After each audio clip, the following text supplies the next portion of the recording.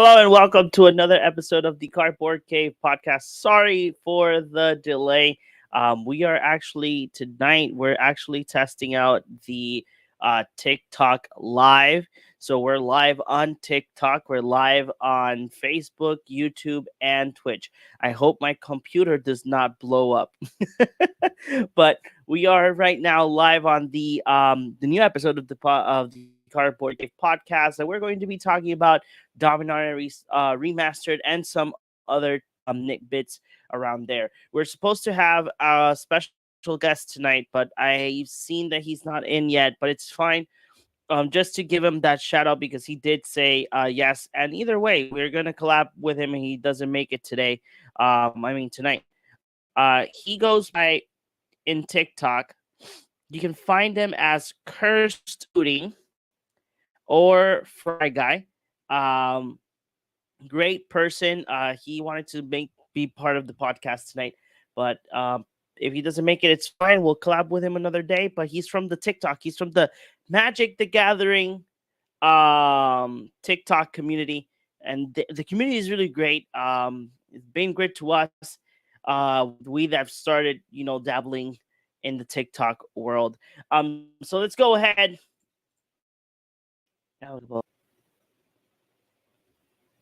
I know. I have a lag. My computer's about to blow up. So, what I was gonna do? Yeah, I totally forgot. Oh, there you go. Now I remember. Remember, if you guys want to go ahead and check out our merch. You can get our merchandise on the link on the top or below. Just click on the link. Just buy our merch. Our merch will give us the support as well. How about if you want to make your commander or your deck look very spicy and very sexy? Go to altersleeves.com/cardboard cave or use our affiliated link to get 5% off your order. And as well, you will be supporting us here at the Cardboard Cave podcast. So, no further ado, let's go ahead and invite all of our hosts of the Cardboard Cave podcast, the one and only, the master of the cards, the one and only. What? Delay. John? I have a John? big You thing. there? John is Oh god, my dying right computer's there. dying. Oh, Yeah, let me start I understand. I I don't know understand if this computer. went Same, live. Well, same. no, this I understand that. Jesus, this is a travesty. This means that I need to buy a new computer or show Orengo how to do the live in TikTok like that. My computer doesn't die.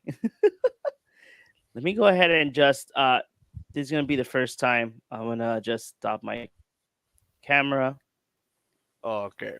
and I'm in the stream, but in audio only. Close this. See if my computer feels a little bit better. Yes, it does feel a little bit better. Okay, so we're gonna go ahead and present the master of the blue, the one and only, and our favorite director that has won a bajillion, quadrillion Oscars, the one and only Alejandro. Hi, my camera's not on I don't know. because I'm gonna give you a little sneak peek. I am currently. Give me 1 second. Building a Uh, commander. no, I am fixing my binder, putting new stuff. Good Oh, lord. singles binder. Yeah, singles binder, putting a lot of stuff. So just You, I'll you be. finally decided to actually. Oh, I fix that. finally do it. I found a new app, by the way. I'm gonna plug this beautiful app. It's called Delver Lens. It's on Android. I don't think it's on Apple. Ha! It is I'm not infinitely better. lagging. Oh, there you go. You fixed it. Good. Yeah, I had to close Streamlabs. Streamlabs was Oh, that pulling my was it? computer. There you go. Well, it's called Delver Lens. It's on Android. It is infinitely better and faster than the TCG Player app. Infinitely faster. I've been siphoning through hundreds and hundreds of cards in which on the TCG Player app, like the scanning software is so freaking slow. But in this one, it's like instantly. It will recognize anything, even with glare on. Like my foils, my etch foils, my borderless cards, it can like scan anything with ease. It's amazing. So I'm gonna plug that app, and yeah, that's it. That's what I'm doing. You know what? I actually I don't have a binder anymore, but like you guys know that I recently got the Midnight Hunt set booster box, so I have a couple of singles lying around. But I finally finished checking out all of the singles that I had, or well, I still have them. So I have like 20,000 like commons and uncommons in long boxes. So I already put that up to sale. I think probably by tomorrow it's not going to be here with me.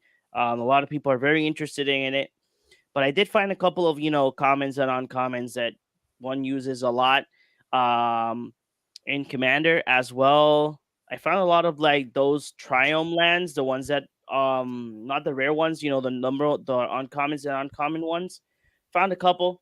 I was like, yeah, this is fun. I have another long box with like the cards that are just mine. Just to dabble in if anything. Um, the really funny part is that when I was looking for dramatic reversal, when I was building Shurikai, the one that I have in the commander, it's like very dirty and damaged. Looking through the cards, I have like 10 now, 10 dramatic reversals. Yeah, that tends to happen a lot. Trust me. You know, Trust me. and then I remember the most funny part was guys, what the people that are watching us or listening to us. The most funny part is that Orengo was asking for what's it called card again? Moonlight Silver Key. Moon It's like, Silver oh, Key. if you get like a bunch of these, I need those. And I'm like, yeah, I only have one because in the whole box I got one. Man, I need so like it's I realized that recently it's become like a staple for like grabbing any type of artifact that produces mana. And in my case, for my Urza deck, it basically tutors for my freaking other half. Mm-hmm. So it's really, really good. No, yeah, and there's this other card that if your commander is legendary base, it comes out in Dominaria United. I think that it's a very underrated card. I think I should have done the video based off that card. I don't remember the name of it. It's Relic something. It's a mana rock. For 3 mana, it gives you mana for any color, but you can tap untapped legendary Re- permanents. Relic of Legends. Relic of Legends. I got one of those for my Calamex deck because it's so powerful. I know. I put it in Joda, because like I told you guys, I made some changes on Joda. So I Yeah. hope that in the future Commander games, I can do something. One pro tip is that so you don't have the problem of having 1,000 dramatic reversals. And JP knows this because that's what I have in my personal collection. I have a small little box that's filled with all my blue and artifact staples, all of them. Like everything that is seminally useful, it will be in that little box. So anytime I want to like tweak a blue deck or something with blue, as you know, I always play blue. I will have my little box, and I have like 20 negates, 10 counter spells, like 3/4 of wills, and yes, they are real. Like I'll have all those staples lying around because I just know those circumstances happen. Now, if it happens with any other color, I'm screwed because I have like 7 cultivates in like 7 other boxes. I don't know where they are, But yeah. Well, I at least in my case, the box that I have with singles has a bajillion like Lana Warels, a bajillion Cultivate, a bajillion Seek of the Horizon. Anything that I know that it's like cards that you see normally in commander decks of any color, I have it. And then I find these interesting cards that sadly I put them all over there in the box. I found enchantments for Light Paws, and I was like, this is amazing because the thing is that I have so many low cost enchantment auras that it's kind of difficult to sometimes tutor what you want when you're about to, when you play the cards. So it's a pain in the ass. I just gotta say it. But no further ado, Chris did say that he's gonna be a little late. That's normal. If you guys have Par been for the part of the course. podcast with us these past 2 years, you guys know that Chris is always on time, half of the time. But tonight we're gonna talk about Dominaria Remastered. Now, Orengo and JP. The question of the day is is it worth it to buy Dominaria Remastered? Magic the Gathering players always ask that. I know I'm joking around with the professor's tagline, Yeah. but that is the main question. The thing is that there's so many spicy cards here, but is it worth it to buy the box? Do you want to draft with friends? Then yes. Yes, if it's for drafting Otherwise, or limited, for sure, and especially if you got it at the price that I pre-ordered it, which was what like did a I, 100. I got it at what- 160, and I Really? still canceled it. I still would rather just buy the singles because those rares were gonna be feel bads. That was gonna be the problem. There's a lot of rares and mythics there. They were gonna be real feel bads, and I was really gonna get upset. I know myself. So I like, for example, the last time I got a not a feel bad box because I later found out I had like the most expensive pull. It yeah. was the Baldur's Gate box because I pulled yeah. like essentially trash because nothing was worth anything. And then with Fabiola, she was pulling cards too, and she hit a card from me. And then she was like, "Are the dragons expensive?" And I'm like, "Yeah." Is the red one the most expensive? And I'm like, "Yes." It's like I pulled that one. I'm like, "Oh, thank God," because this box was horrible. Ancient Copper Dragon. Yeah, that's the one. But if it wasn't for that, my box would have been horrible. Well, And it's like yeah. it's like man, I didn't buy Brothers War booster box. I just bought booster packs. So I told my wife, like I told her like, hey, let's buy 2 set boosters and 3 draft, because in Walmart you can buy like the little draft pack, whatever, that brings 3 booster packs. So we start opening. Well, she starts opening them because she's the one that opens the booster packs for me. So I'm like crying inside because she was not pulling bank. I was like, yeah, I only wasted like $25, so that's fine. But she kept on opening boosters and boosters. I'm like, oh shit, I think this is gonna be duds, until she pulled the Mox Amber schematic one. Oh, thank And I was God. like, yes, that's what I needed. Even though I was looking for that card. And then the other thing that I did not know, that if it's not because Orengo made the 2 TikToks, I would have been lost. I now want to buy the Mishra and Urza commanders. I did not know that all of the cards are going to be old bordered style. So I was Yes. like, oh God, yes, I just want them because I like old school cards. You know, And in that just for the flavor. aspect, which is good because that's a good aspect to bring up. Like if, for example, you want to get the old border stuff, then Dominaria Remastered is a set that you might want to like buy, because I think every booster gives you a shot at a retro. So in that regard, it's fine. Like that's totally worth it. For me, like knowing myself and knowing the stuff that I want to do, I would like to draft with friends, but we can draft whatever. And besides, Same there's here. Jumpstart 2022, so we can actually just buy a few packs of Jumpstart 2022 and play with that if we want to do that.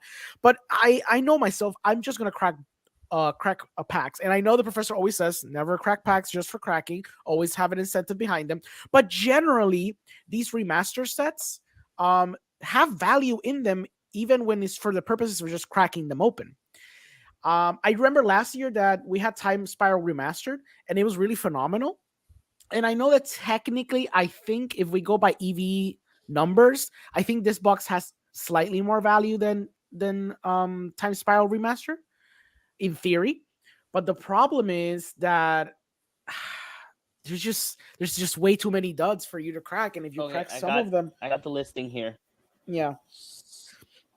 But yeah, like I'm just gonna not buy the box. Yeah. No, you can, I'm opening the pages right now because the picture was really small. Sure. Yeah.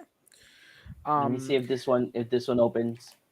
And I see some people excited on like YouTube and stuff, excited for Dominaria Remastered because it harkens back to nostalgia, which I can totally understand. And for that reason, I agree with JP. If it's for the purposes of drafting Unlimited, you're gonna have a blast, because they constructed this set very well for that purpose. There's a lot of different archetypes. There's blends of archetypes that you can do. They even provide layers.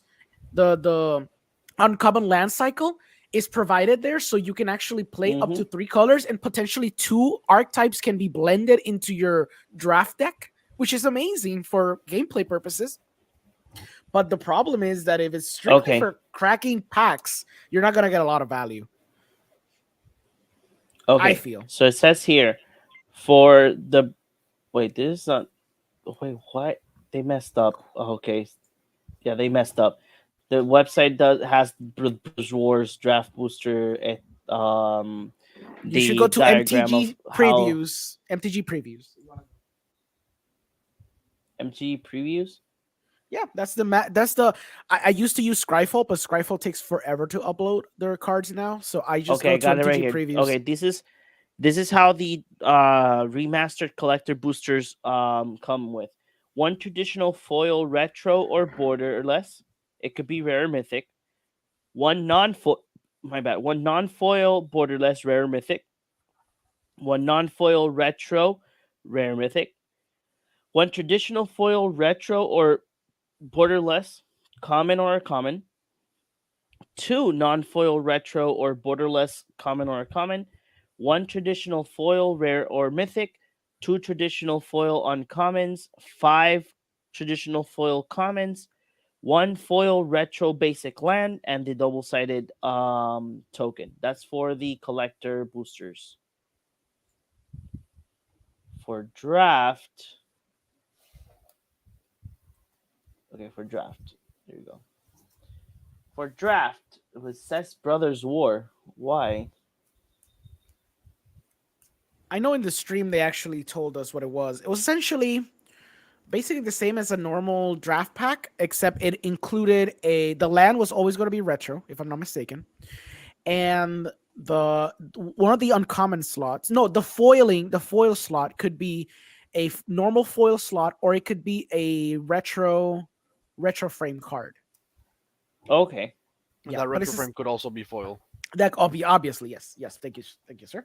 Oh yeah, but essentially yeah, that's kind of how they kind of divided it up, and the draft has to be in spirit with what drafting is, so it can like they can't skew too much. It can be like the list where it has like a bunch of extra special tidbits in your booster. No, yeah. So before we talk about Dominaria Remastered, I think that we have to mention at least that format that I don't understand why it exists, but sure, why not? Um, there are a couple of spoilers. They're not all of them here, but here's a couple of spoilers for um Alchemy: The Brothers War. We had a couple of creatures and legendary creatures.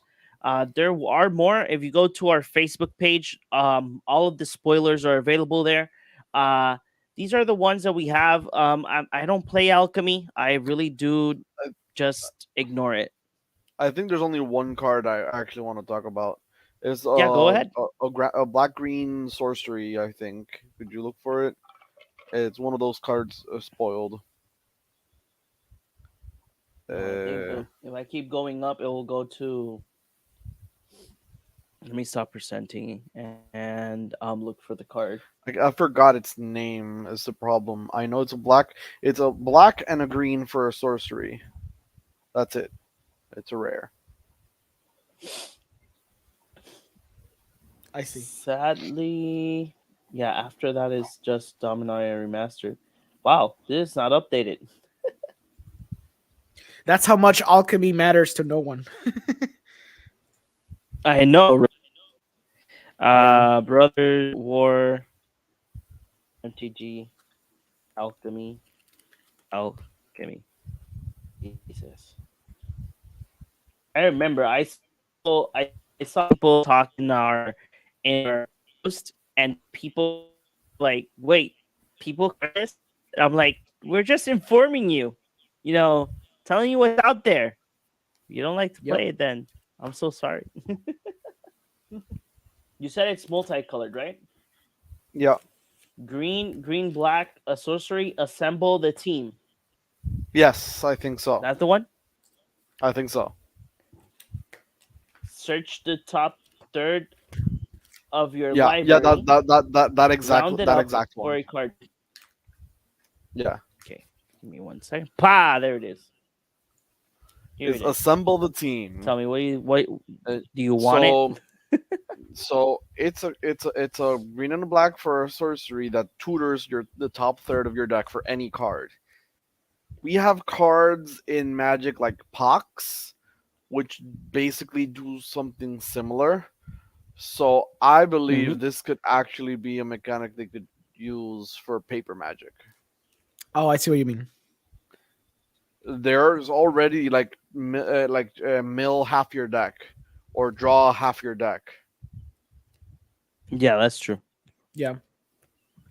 So it's interesting that they chose a third of the deck. You think? Really? Yeah, no, it's just interesting. Yeah, yeah. Yeah, Yeah, sadly, it's So, sadly, these cards are not going to be available in paper but, magic. no, but but the idea is there. the idea is there. Yeah, exactly. Mm. And like we said when we first started covering alchemy cards, we personally didn't like it, but it could give an idea to what is to come for the future and what the design space and the design ideas are heading towards. Yeah, Do you and they have. guys think Mhm. that alchemy is just like that beta phase for cards for future sets? I think that some of them might be. Yeah. Especially when they start, tweaking abilities and changing numbers Yep. on already established cards. Yep. That That's would be true. interesting. Orengo, you were gonna say something. No, I think that's actually true. I think that the alchemy since its inception has always been, to try obviously to peddle you arena more, but it's also to kind of like have a design space where you can play test cards, and since they have all the raw data, they can be later on apply some of these mechanics in a way that fits in paper in the future. I mean, they did it. Don't you remember? Don't you guys remember one of the last unsets where they basically did the mutant mechanic? And Hmm. then they actually just later on did the actual mutant mechanic. But before Yeah. it was splicing or something. I don't remember the name that they put. Oh yeah, yeah, yeah, yeah. Jesus, I know it's the two cards that you can Yeah, like. exactly. Yeah, yeah, yeah. I remember. I And I remember. remember even one of the cards actually said that it produces Warburg if when you're mutating. So when you mutate, you can tap. I think it was either to you mutate and you tap to add mana, or you tap mana, but you can only use it for a card that's being mutated. And actually said in the card text mutate. And that was Yeah. like 2 years before Ikoria, if I'm not mistaken, or something like that. So they were already thinking of those things to apply it in actual Magic. So I can just see the same thing happening in Alchemy, where some of these cards, like JP said, could later be applied in paper in a way that makes sense. It won't be Yeah. it's horribly confusing. So the Surgeon General Commander. Hmm. Yeah, he's from 2020, There we go. and he says whenever you augment, enchant, or mutate a creature you control, draw a card, and he can add one of any color. Yeah, Exactly. that's the mechanic augment. Yeah. But he came before 2020. No, well, he says I'm reading the card, and it says 2020 Wizards of the Coast. But it wasn't in a reprint, because remember that card I think was reprinted in that box set that was like a Infinity box set. It Change might. set unsanctioned. There you go. And unsanctioned. Wait, unsanctioned. Unsanctioned, that's the board game. That's the Yeah, board it's game. So that's after. Yeah, it's after. exactly. So it came before that. I think Mhm. it was It's after.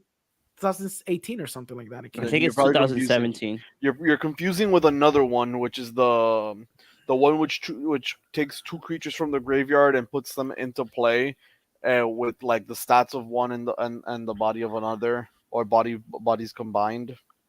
Yeah, that was the last unset, That not the wasn't board game, that, but that wasn't the last sunset. well, Oh, the last other one, sunset one's I'm sorry, okay. the other one. So it was unsanctioned was the board game, and then there Mhm. was unstable. There you go. So this is unstable. There we go. Unstable Unstable. Grusilda Monster Masher. 3 black and a red for combined enchanted and equipped creatures you control have menace. Put two, and you can pay 5 mana and tapper to put two target creature cards from graveyards onto the battlefield combined Right. into Yep. one creature under your control. Its power is equal to their total power. Its toughness is equal to their total toughness, and it has their names, mana costs, types, and text box. Hmm. Okay. That's just you just take two creatures and you just Yeah. mash them, Yeah, Exactly. Hmm. exactly. and it's very similar to what mutate is. Yeah, because Exactly. that you would have cards like, for example, adorable kitten and when this enters the battlefield, roll a six-sided die. You gain life equal to the results. And then if you would get like half kitten, half something, that's the augmented side. It would say like you pay augment. There's two colorless and white, and it says whenever you dealt damage, then the other card would be the one that has like the result or the effect. So, so let's say that you would do half adorable kitten, then whenever the kitten does damage, then you roll a six-sided die and you gain life equal to the results. It was a mess. Yeah. So, guys, before we continue touching bases with Dominaria Remastered, our special guest is here. We have Mike. Like I mentioned at the start of the podcast, Curse Looting is going to be joining us tonight, and he is from the TikTok Magic the Gathering community. We just wanted to start collaborating with everybody, so I'm just gonna go ahead and let him in. How are Hey you guys, doing? Hey, what's up? thanks for inviting me. Yeah. What's up? Yeah, that's it. Not much. I like his shirt. Oh yeah, definitely. Awesome. I got Definitely. the mug too.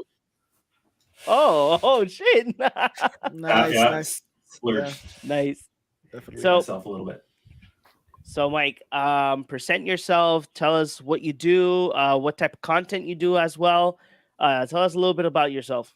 Yeah, I'm just a MTG content creator for TikTok right now. Mostly just comedy sketches or just little comedic bits and the odd deck tech. I myself am building a bunch of like artisan EDH decks that use commons and uncommons only, and I'm building them as a cube. So I'm doing a lot of deck techs for that, and for the most part, that's just it: comedy and deck building. Cool. Nice. Awesome. That's cool. I know that I think when we started it doing TikTok, because it was funny because we were like, let's just start TikTok, let's see if it goes well. And it has been going well for us. Yeah. But our friend Orengo and the whole team were like, we need to start collaborating with these people because there's so many of them that keep commenting and following us. I'm like, you got a point. And there's so many that are just so many good ideas and so creative, Yeah, including that- yourself. Yeah, Yeah, a lot right? of Like, great. What's Yeah. this? We all build these decks that just a creative expression of ourselves, and like everybody in the community is incredibly creative individuals, all the way from just somebody who's building decks at home to some of the big content creators. We're all just artistic and wanting to express ourselves, and this is how we do it.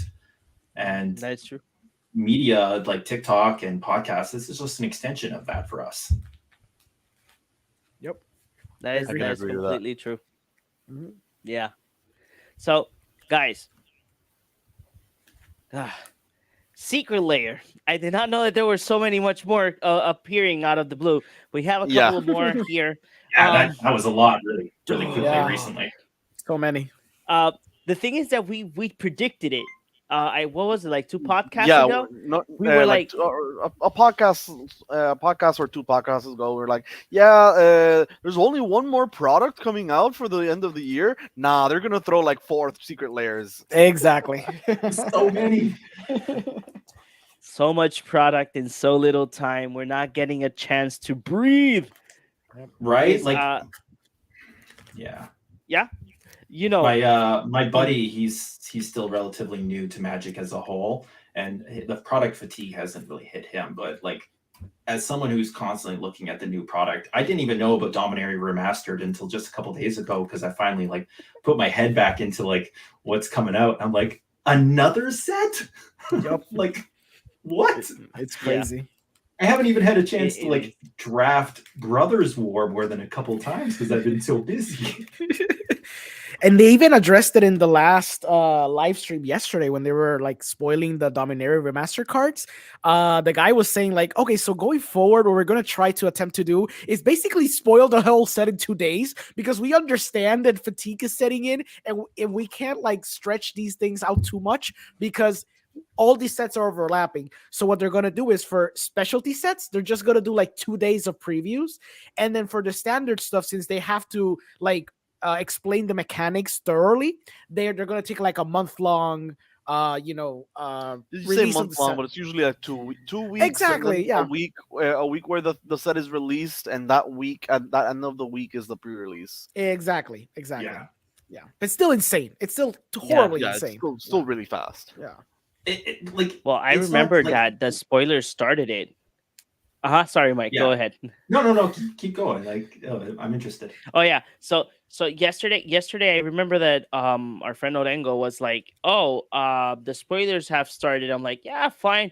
We're not gonna get a bombardment of spoilers. They're gonna like throw a couple." When I started seeing Facebook going crazy, showing borderless arts, and I'm like, "What's going on? Did they spoil the whole set like in like today?" It 2 was days. crazy 24 hours. Yeah, right. Like, just Reddit is just full of spoilers right now. It is. Yeah. No, and I actually before the live stream started, I was browsing Facebook and I'm like, wait, are there more spoilers out there? And then before anything, I posted a couple of more borderless cards, but I was like, yeah, sure, keep on throwing the spoilers because we're not tired of seeing more product out there. But hey, it is what it is. Magic Well, the Wizard of the Coast making their last push. Yeah, right before Christmas, right? Trying to get more people buying product. I wonder why. There might be that one set that didn't sell well, and they might need to peddle you more stuff before the year's end. Only sold 1,936 products with is that. it me? Am I the problem? Exactly. I am Come like, on. yeah, I'm just absolutely floored with that entire premise of a product. There's so many. They went sold out, guys. Come on. I Just to am. believe them. Their exact wording was, "We have closed the shop." Like Yes. they closed it. They didn't say sold out. So Yeah. and the speculation and with the rumors, it's around 1,938 units worldwide, Yeah. which is honestly not a lot. Mm-mm. And my thoughts It's more were than when I it should saw be.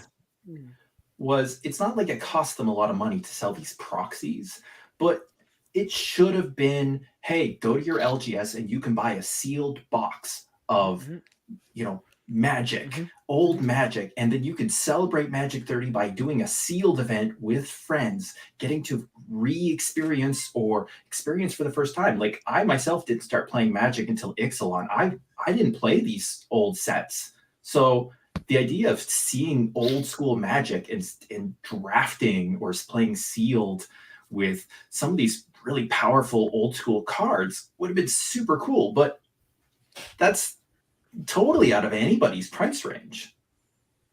It And is. it's crazy because what you suggested is the most, like, at its core, Magic sells you these cards so they're as game pieces, right? So the Yeah. fact that it just went right over their heads, the idea of just, they're proxies, so they're unplayable, so let's make them affordable so people can just play with them once, like the unsets, and then just store them in a box somewhere. No, let's make them prohibitively expensive, barely be able to draft them because no one can get access to them, because not even LGS gets access to them. You can only buy them directly to them. So then it's a product for no one. It's Right? amazing. Yeah, It's a product for scalpers who can't sell it now. exactly. Whale Who can hunting. yep, exactly. Yes. Yeah. Actually, on TikTok, it was on TikTok this morning. I was like scrolling down the feed, and there was this one LGS store. I didn't catch the name, but I think that they bought the product or a couple of the products and start selling them in in booster packs. Yeah. And they were like, "Oh, customer bought a booster pack or two," and they were showing their pulls. And I'm like, oh my god, I don't know how can you be so proud of buying that booster pack and saying that, yeah, you got a scrubland, and I don't remember the other card that the other card that he got pulled out. But I was like, yeah, sure, but how much did the booster pack cost you though? And you have a proxy in your hand. It's like, for like what, $1, we can just go to Offix Max and just print out all of the dual lands. right? I got a stack of proxies over there. I printed them at Staples. I got a little straight cutter. I cut them and put them into a inner sleeve, a penny sleeve with a basic land, and um, Eternal Witnesses, Lightning Greaves. All these cards I already have one or two of, and I just get tired of buying more. I just print a whole bunch of them. I don't like deconstructing my decks. I've got like over like 30 of them. Oh, damn, those are a lot of decks. Well, I don't get enough time to play, but I get lots of time to build with my job. So I'll just sit at work building decks, and then next thing you know, I come home, build a new one, play it once, put it on the shelf, and then go out of town for 2 weeks, and maybe I'll play it again next time I'm home. What decks do you have? Do you have like a top 3 favorite ones, if it's even possible? Top 3. It's always like the ones I built recently. I've got an old school, like one of the first decks I built was Pirates with Beckett Brass, but now it's Malcolm and Vile Smasher. And I just built Boros, Rograk, and Yoshimaru, which is crazy. Legends matter. It smacks. Like turn 1, you're playing Yoshimaru as a 2/2. Turn 3, you drop a legendary land with a legendary permanent and another legendary permanent, and then Yoshimaru is like a 5/5 on turn 2 attacking. And people Love are like, it. What? The good boy for the smacks. And my other one would be Kogla, mono green humans. Just Cool. Nice. bouncy humans, make infinite mana, and then do the whole Eternal Witness with Primal Command, bouncing, putting all your lands on top of your library, and just be like, okay, cool. Love it. That's nice. Now we know we have to invite Mike to Commander Night. Oh yeah, but definitely now he gets to play with his Definitely. decks. Yeah, Yes. Yeah, I'm Oh, looking forward God. to it. I'm always looking for new people to throw my decks at. Oh, that's amazing. Yes. Yeah. That we need it. More content. Actually, like one of the reasons why we want to start collabing, because you can't stay like doing content, but because we're a team of 4, so we all do, like, we put in our hard work on our content, and we are like, we just bring in more people in, because the more people we can collab, your community can join our community, and we can have a bigger community. And I think that's the most important part.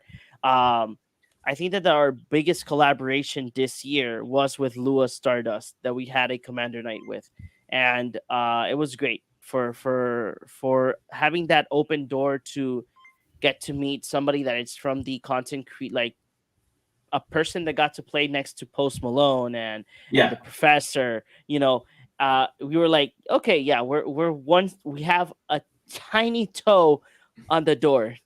Yeah, you got that Open pinky it. toe in the door now, right? It's just Exactly. like I'm rubbing pinky toes with giants. Yes. So let me go ahead and present our Jank Master, that he's here. He finally He's arrives. doing he's doing things that he's not supposed to do on stream. No. I'm gonna present the Jank Master himself, Chris. Hey guys, how y'all doing? Hey Mike, I learned about you collaborating with us like about an hour ago, and I was like, oh no, we have someone new, and I'm just here like hello. Don't worry about it. I've been seeing your guys' content on TikTok, and you had posted the video of just looking. I was like, I was on at the aerodrome waiting for my flight out of work, and I was like, sure. Nice. I'd love That's to. awesome. Thank you so much for joining us, man. And, Yeah. So let's go ahead and Chris.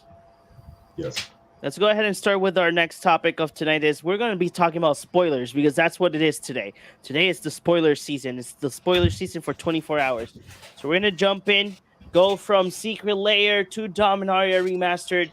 And in Dominaria Remastered, we'll go ahead and give our pieces of knowledge to our viewers. So let's go ahead and add here to the stream. So this is one of the Secret Lairs that's coming up. It's the Meaning of Life, maybe. These are the cards that are going to be available in this Secret Lair. We have Future Sight, Force Fruition, Mental Misstep, Mind Deflation.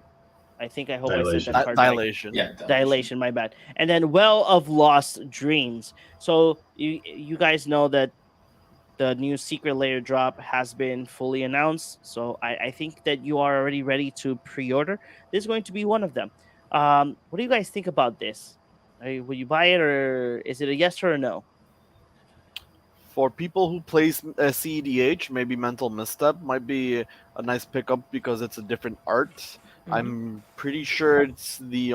I'm not. I'm not 100% sure, but I'm pretty sure it's the only other version of Mental Misstep. And getting this in a foil, in addition to a different art, might be of interest to them. Otherwise, not really. There's It's a promo version, isn't there, of Mental Misstep? I think I have it. No, it's Gitaxium Pro. I'm sorry, you're right. Gitaxium Probe has a Right. Yeah, promo version, I but- saw the little Perexium Blue Mana thing Yeah. and I got confused. I'm sorry, Mike. Go ahead. no, it's fine. At the end of the day, like Mental Misstep is the only one that's got any like real use outside of jank, right? Like Force Fruition seems like a really fun thing to do in some games to do some sort of like weird mill strategy. Mind Dilation's cool, but like for 9 mana, you're gonna play something else to win the game. I guess Future Sight's like the only one that I could see playing in some like Power 7 decks. Well of Lost Dreams just sort of been outclassed, I think, by a lot of card draw nowadays. Yeah. I have Future Sight for my Urza deck, so if I see this for cheap, I might pick it up as its own. Same with Mental Misstep, but I agree. Yeah, like it's beautiful art as usual, but you know. Oh, I love the art. The Mind's Dilation art's really cool, actually. The fact that you have the two faces sort of being like stretched and combining into one. Exactly. Like, would I buy it? I don't really plan to build around these cards. If I had them, or if they're really like a big part of something I wanted to build, I'd get them. But none of these cards really speak to me. Yeah. How about you, Chris? The other thing I do want to say is that Will of Lost Dreams seems a little bit out of place between so much blue. Like I would have loved to have a fifth blue card in there just to kind of complete the set. Other than that, I'm just pretty much on the same page as everybody else. Mental Misstep is great, and Future Sight is the only other thing that I would consider. But other than that, everything else is kind of Okay. Let's go ahead and go to our next secret layer. That is Welcome to the Fungal. That's love the actually name. my favorite one. Yeah. Very Like, reminiscent art-wise, of yes. our show is next Friday. Secret Layer that came out a little while ago, where it was a bunch of like band posters. This reminds me of that one a little bit. Wait, wasn't there one that is like of no, but it was not a band. It was just rock. Yeah, it was a bunch of like band posters. Our show is next Yeah. Friday or something, and Wrath of God was one of the cards in there. Oh yeah. Anguished Unmaking was another one. Yeah. Which also That's one I ended up that's picking up. I really enjoyed that one because it had a lot of cards that I also use, right? Like Anguish Unmaking and Wrath of God, you know. Now, these ones, like, the only one I could see myself using out of all of this is Abundant Growth because every green deck wants it. you sure? Abundant Growth is the. It doesn't, Oh, no, that's no. That's the enchantment. Oh, That's never Yeah, mind. that's the Yeah. enchantment. Oh, I thought that was I like was thinking- the instant or like the right? Is it instant or sorcery? The one the that's sorcery. Rampant Growth? No, I was thinking Nature's Lore for some reason. Also, Oh, yeah, Nature's that Lore. also works. The only one I see myself using is Gavi or Gave, however you want to pronounce it. We'll just call him assume that no Gabe. matter which way, it's incorrect. Yeah, probably. Gave, the legendary creature, he is really cool. The only reasons I haven't never built him is because he's just combo bait. Yeah, right. Like it's Gotcha. All he remove does on is site. combo. It's like Mm-hmm. At least I kind of like these, like to just kind of like use them as like a little package. Like you just make like a Gabe deck and have all these guys in there, and you use that. Like that's like cool because I really like the aesthetic of these cards, and I like how well like they complement each other. But other than that, I I think don't really yeah. see much of a reason to get this one. we're kidding ourselves if we're not really thinking the Saprolan token is actually the most playable thing there. It really is, right? The Yeah. best looking one too, to be honest.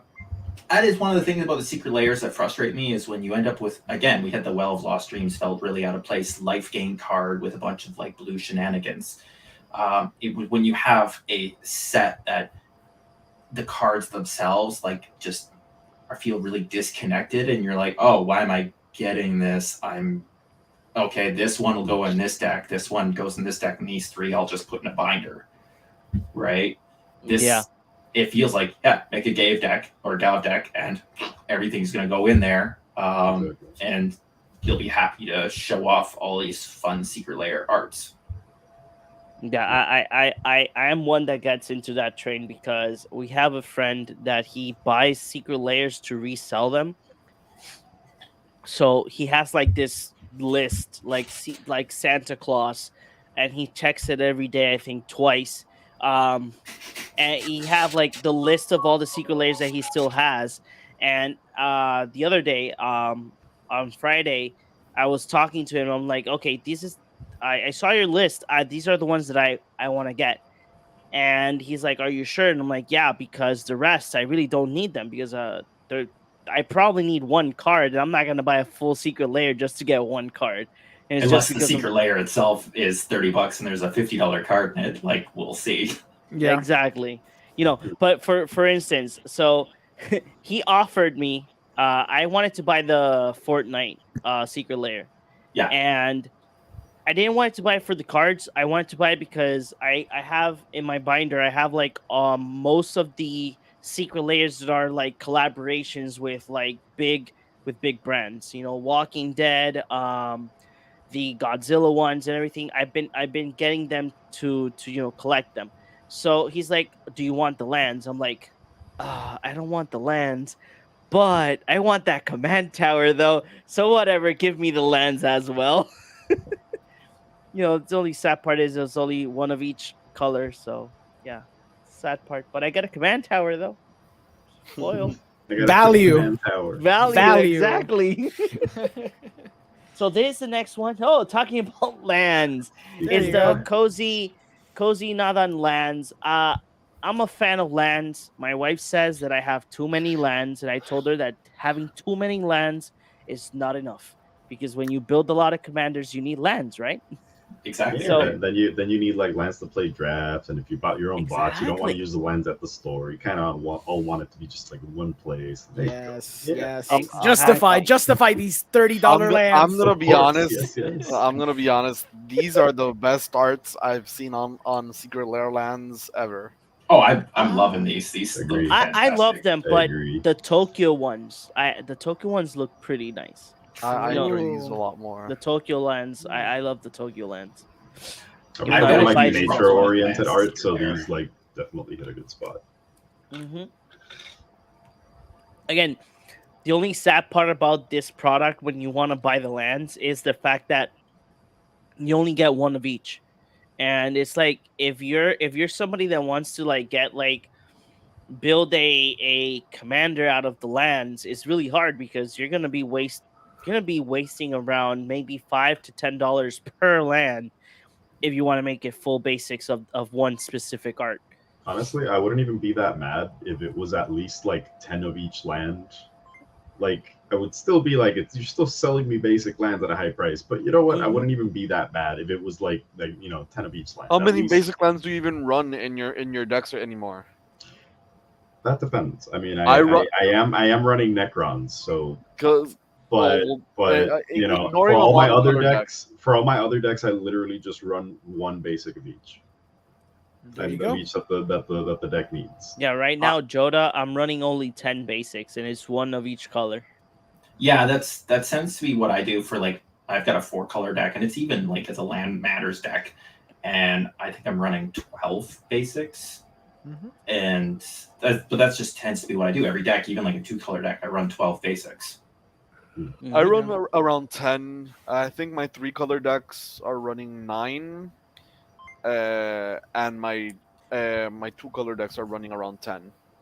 Yeah. Yeah. But a lot of us probably have access to a lot of like shocklands, triomes, fetch Mhm. lands, Yeah. right? Like That's true. for budget players, this isn't This is something the that way. could- No, This is not this the is way. this is the way. This No, is it's not the not way, for but budget players. No, no. yeah, but just think about it, because this type of product, if you're somebody that's starting Magic and you're like, oh, you know what, I got it was my birthday and I got money to blow, and they're like, they go ahead and see this, they're like, you know what, I want to buy a couple for my commander deck or for my deck, it's just a matter of like how Wizard of the Coast will be like, hey, look, new product in your face, buy it. And it's But frustrating. Oh, sorry. Like, Yeah, no. Yeah, tell me. it's just frustrating because it's this whole thing where you saw the astrology lands, and they're willing to give you 5 or 10 of each, and that's just like one, like a mountain or an island or whatever, and they won't give you the same grace or the same uh opportunity to buy the ones that you want for the decks that you need. Because I'm pretty sure if they would be like, okay, you can have one of each, or you can have a box with, all islands or all swamps or whatever, I bet you way more people would be willing to buy these lands than they probably currently buy are. them as like singles essentially or something. Like Yeah, whatever. look, Anything else is better pretty much. Yeah. Yeah. I'm sorry, Yeah. Mike, you said. I don't remember, but like I've got a huge problem with like basic lands being sold in secret layers, because you never get enough. Like I would love to have a set of these as my draft lands, right? Now that's not something I could do, right? Like to proxy them as draft lands, that's not as easy Insane. as doing it for a commander deck where people don't care if one card's slightly thicker. They'll be like, whatever, right? So No, yeah, I understand. Is that issue? Is the issue the fact that you can't get multiple of these for a good price? But because one of the lands, one of the artworks that I really did like was I think it was there was one that was the snow covered pixel lands, those were the really pixel nice. drop. I like those. They're I like love them $10, $12 each. exactly, and I was like, I don't remember what deck I was trying to build. And I was like, I only need like 10 of the lands. 10, I think it was 10 snow covered plains. When I did the math, I was like, holy cow, I want to waste like $100 in basics. Nah. Yep. This next secret layer drop is the cozy god dang it. Cozy Nadan drop. I did see this one, I think it was yesterday. I got to see the artwork. I think it was one of the in one of the content creators of Magic. I don't remember which one, but they were talking about these, and I just like the art. I really do love like that Oriental art style. I love it. Yeah, this is really good. I actually I just took a second look at that rapid hybridization. I'm like, that is really cool. The fact that there's like 3 faces, as it's just sort of like his face is turning to the side as he's rapidly hybridizing. Yeah. I gotta say, this is probably the most solid one we've seen so far for playability. Winds of Change is a good card, and it's like $12 to $18 last time I checked. Demonic Consultation is also not as cheap, and Serra Ascendant. And rapid hybridization is solid removal in blue, and I think it's gotten up there in price as well for an uncommon. $4. Yep. And everybody needs another Llanowar, especially if it's got unique art. Exactly. Yeah, it's the most well-rounded one, and it's one of each color too. So even if you don't use, and they're all 1-drops. Exactly. It's just all nice and even. It's very clean. It feels very satisfying to look at this and be like, you know what, I can find a spot for all of these. Yeah. That's also true. like the text boxes, I don't know, like they just complement the art really well. Like there's certain arts that you kind of look at, and the text box and the art are just kind of like, I don't know, you feel like they're a little bit incoherent, but with these I feel like it just fits them really well, even though the text box isn't like stylized like the like in some of the other ones, like in the previous one essentially. Yeah, some of them are a little hard to read. Like when we looked at the ones with Gave, that was a little difficult to read. If you didn't know what some of those cards did, like across the table, you're gonna be like, what? Yeah. It happens with most secret layers. So this is the Alkeski Briclot secret layer drop that brings a bunch of like pretty Eldrassis. Reality I am Smasher, Thought Not Seer. I love it. I really do love this one. very like. Why didn't they put the Inquisition next to the Reality Smasher, which I'm is just noticing that it's a panorama. it's Yeah. panorama? Why didn't they like at least in the display? Why didn't they put the Inquisition Yeah, next to that's true. the Reality Smasher? Anyways, it's a panorama and they're all really cool. Yeah, anybody who's playing Eldrazi's, either Commander or playing Eldrazi's in Modern, this is a must-have. Thought-Knot and Reality Smasher are just two of the biggest ones, especially Eldrazi Temple as well. And Inquisition's played so much in Modern everywhere. This brings back memories.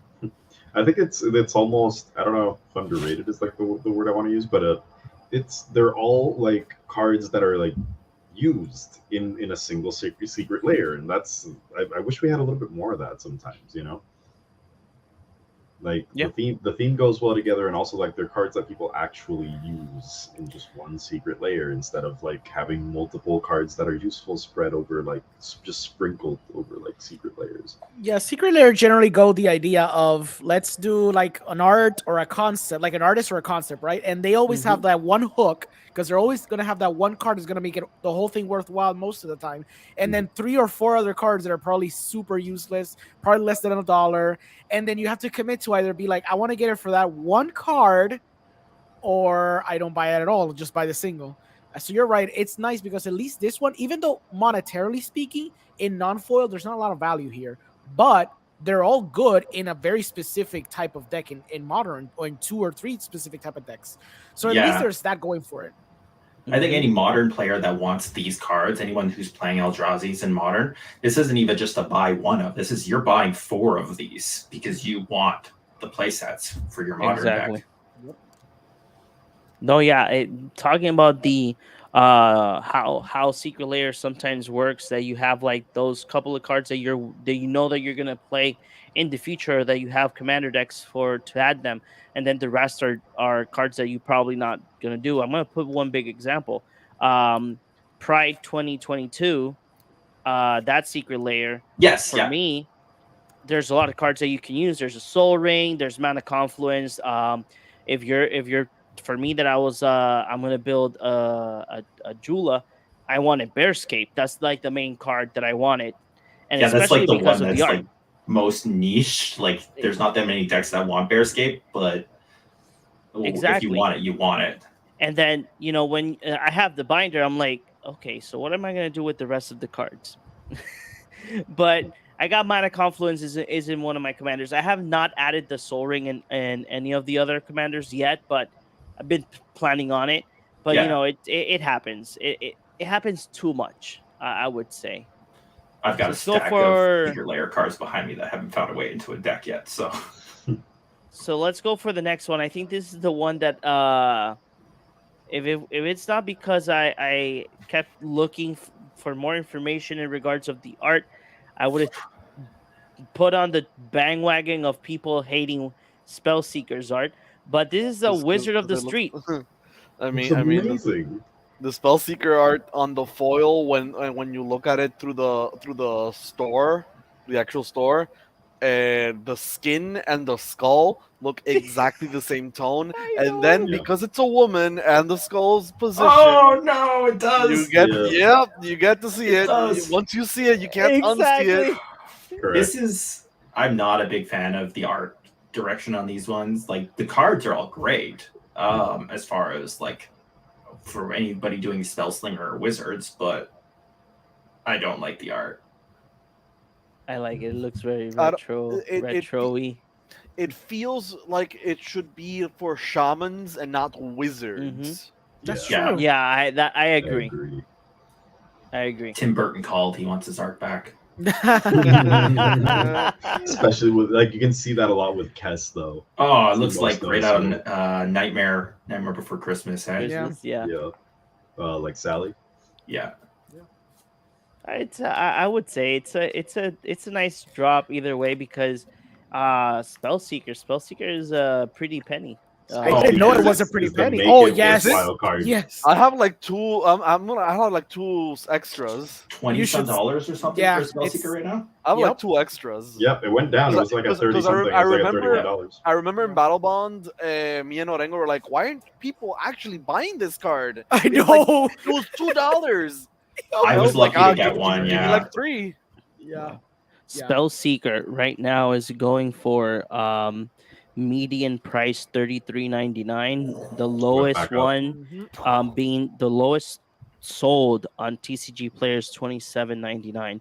And then if you want to get the Judge Rewards promo, it's median price is 78 with almost $79, and the lowest sold in TCG is 66 with 92. I wanted to Surprised get it's that. cheap for a Judge promo, actually. It is pretty cheap. If you actually have Yeah. the money to buy it, you should get it because it's gonna be like basically eternally good. You know. Yeah. Right, like in Commander, for me, like this grabs all your counter spells, and I've got a Kaza deck that's doing a lot of X spell slinging with X stuff. There's so many like X spells that are mana value 2 or less. Yep. It's amazing. So this, at least for this one, if you're looking for Spell Seeker and sell the rest, I think you can. There's some value there, yeah. Not you can do that if you want to. So, this is another Secret Lair Time Trouble 2. This one I didn't get to see it. It's the first time I see it. But now that I see it, I want that Narset. Wait, I want the chibi version, but now I want that version now. No, that Ah, version is so man. much better. So Look at that. good. That art alone makes it That so Narset worth art it. is beautiful. That Yes. the oranges mixed with the blue frame. I still want the chibi That's gonna one. look I'm sorry, amazing. chibi one got my heart. That's gonna look amazing with my orange sleeves. It's too perfect. Yeah, it's I feel like whoever did the art for this, Alex Hortley, they're someone who really understood when they were given, like they must have known that it was going to be old border, because it feels like it just blends, like the blue in her robes feels like it blends right into the border, and it's really clean. Too bad the text underneath doesn't read clean because I have a hard time with that. Oh yeah, because it's supposed to be like imitating like really old Magic wording, which, as we all know, is terrible if you look at Exactly. card. Like I have the Time Reveler, the Teferi Time Reveler on this styling, and oh god, it's such a horrible. It might as well be in a different language, right? Like for how long it takes to suss out what these cards say.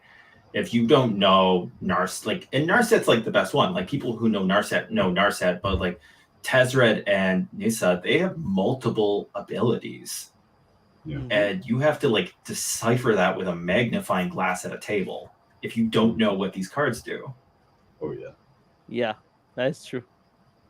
But I would buy this. I would buy this just for Narset. Yeah. I don't think it, like, value wise, I don't think it's like there. I think you might, I don't know, break kind of evenish, because I think that Nissa's like $8. I can't remember if actually, it might be down at 5 actually. I just can't zoomed in remember on if Tezzeret the is art. worth anything. Yeah. That Tezzeret was worth something, but because it was used back when they unbanned the Sword of the Meek. And for the Sword of the Meek combo, that's one of the win conditions, because he would stick in play, you would plus him that turn, he comes in, and then next turn you would kill everyone. Oh, that's not even the Tezzeret I want. The agent of Bolas. He used to be worth something. I'm not sure right now. Yeah, I don't know what he's at. The Tezzeret I want is the one that's got the affinity for artifacts and gives all your... Yeah, insane. And the Narset's like 10 or 12 bucks. It's $7. I don't know if she like went back down. Yeah, it went back down. If you want the one that Here's a came in the $5 Guilds of one. Ravnica Mythic Edition, then it's like $31. Yeah. That's the thing about all of these cards, though, right? Like, I've come to realize when it comes to Secret Lair cards, 9 times out of 10, you're going to be rewarded for getting it because the price of these will go up. That this version of it will be worth way more than the non-Secret Lair. Just look at the Lair of the Year of the Rat one. right? Mm. Like, Mm-hmm. Really, the can't price remember. went up. Like those are so expensive now. My buddy, he has a rat commander deck, and he really wants, what's that legendary rat that? Maronar. Yeah, he wants the Marinar, and it's so expensive to get the Year of the Rat one. Like, it's prohibitively expensive for him. It's funny you mentioned that secret layers are for the most part worth it, because if I'm not mistaken, Carlos, our friend who buys the secret layer, said the opposite. Really? For the most part, well, he's been getting a lot of them. It's not always like there's a few of them that are like very, very, very, very good, Okay. and his investment can be made back with those. But other than that, for the most part, he's kind of stuck with a lot of cards that Mm-hmm. aren't Okay. that aren't that expensive, and A lot of the secret layers alternate that don't arts, sell too. yeah, and a lot of arts that are just alternate arts, and they're like $1, $2, $3 additional.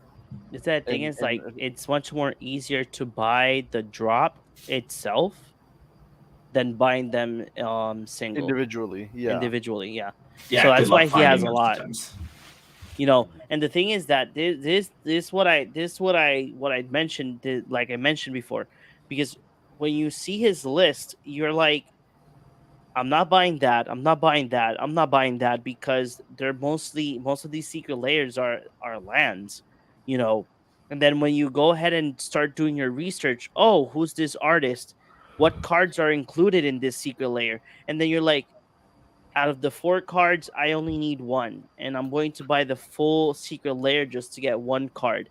And probably the value of when you were going to buy it on the drop, it's, let's say, like $40-$30, but now it's going for like a couple of bucks more. So it's like, yeah, you're wasting a little bit much more money for one card. Just buy it a single. It's a little bit much more easier if that's the route that you're trying to go for. Someone pointed out that the Narset looks like she's flipping people off, and that's kind That of is true. that's kind of like the feeling you get whenever someone plays a Narset, and you're like, I wanted to draw cards. I It's did the not worst. notice that until you pointed it out, and I can't unsee it. Like I ever, can't like- not see it. It feels like the perfect card now for a counter spell. It's Yep. like spell I want seeker. it so You bad. look at it and you're like, You can't unsee Oh, that man. Spellseeker, and can't unsee that that Narset. now. Narset. Honestly, with the different coloring, I can unsee the spell seeker, but like, it's still pretty hard to. I know. It's a pain. They look like headlights. Okay. This is one of my favorite ones. I would just get it because it looks funny. It does. It's a secret layer called Just Add Milk, and it's I think it's 3 cards only. It is, yeah. Yes. That it's double-sided cards of some cards that you use in certain commanders, and one of them, Ulamog, you use it in modern as well. But it's cards that are cereal boxes. I love them. Like, I absolutely love these cards. I know they're goofy. I will. This might be the one I end up getting. What I'm sad about is when I saw the ad for this one. This is the one that had the Scarab God up on the top right, and I was like, "Oh wow, this is totally funny with bonus Scarab God." Okay, that's totally like a serial thing. Yeah. No, it's not there. So now I'm just sad because Yeah. then at least then there'd be 3 playable cards in here for me because I have no desire to build a Galta deck. Or oh wait, that's Galta. Yeah, that goes in dinosaurs. Yeah, no, I was thinking of what's it called? The one that everyone plays. That's the dinosaur tribal. The Gishath. All the commanders. Gishath. I thought it was Gishath. Okay, it's Galta. Yeah, Galta Yeah, they pretty much went goes in into any Tali. green deck that goes big. Mhm. Yeah. What do 2 you mana, guys 12, be good. What do you guys think about the fact that these cards are basically double face cards? It feels like Transformers all over again. Yeah, It because feels they like a are- waste to me, Yeah. It actually, is. yeah, because you're never flipping these over. yeah. You're gonna Right. play one side and that's it. It goes in a sleeve, and that's the end of it, right? Yep. Like Mhm. it feels a little bit like the that secret layer that had the Sacred Foundry with the sticker on top of it.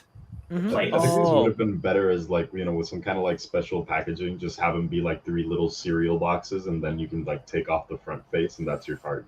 Or Yeah. wait a minute. Here's a novel idea. What if instead of 3 cards, it's 6, and you get to have just 2 of each?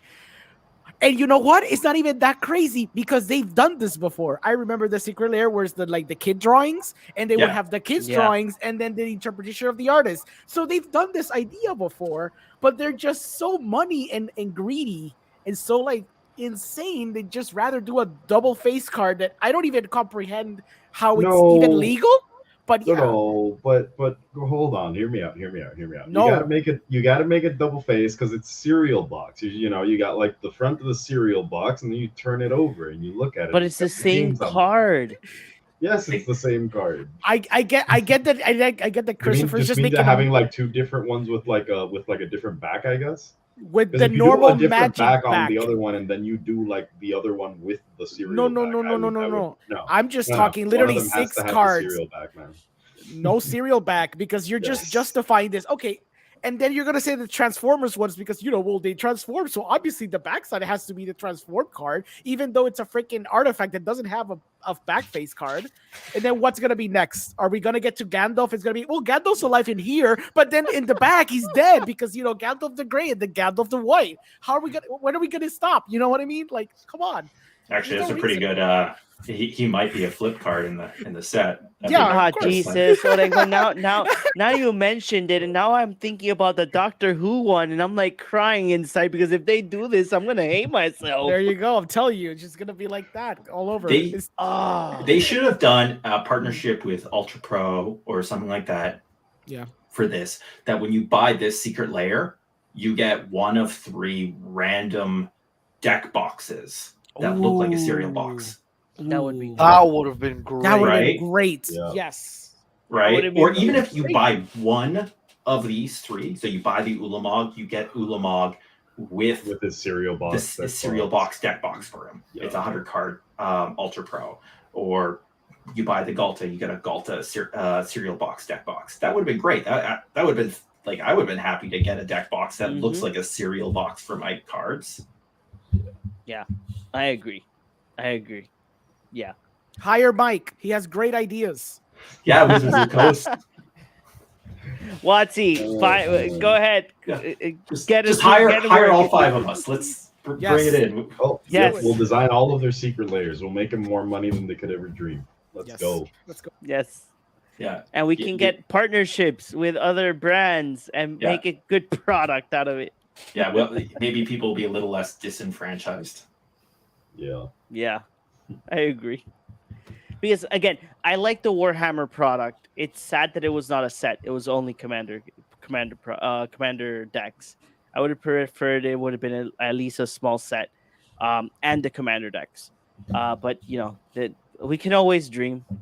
I love the partnership that they're doing with other groups, even like the Doctor Who and the Warhammer. Like, I don't play Warhammer, I don't watch Doctor Who, but when you partner with other ones, I think it's great. You're just bringing in more players, but I think they should always have the Godzilla treatment to the cards, right? Like, I don't think they should be unique to that intellectual property, and if they don't, well, then I'm full on the proxy train, right? Like, Mm-hmm.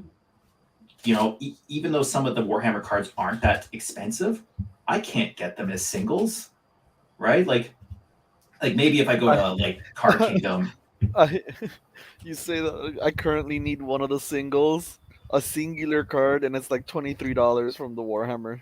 Oh yeah, like any of the ones that aren't prohibitively expensive, like because they're really good. A bunch of them are just 50-cent, $1 cards, but you can't find it anywhere at any LGS.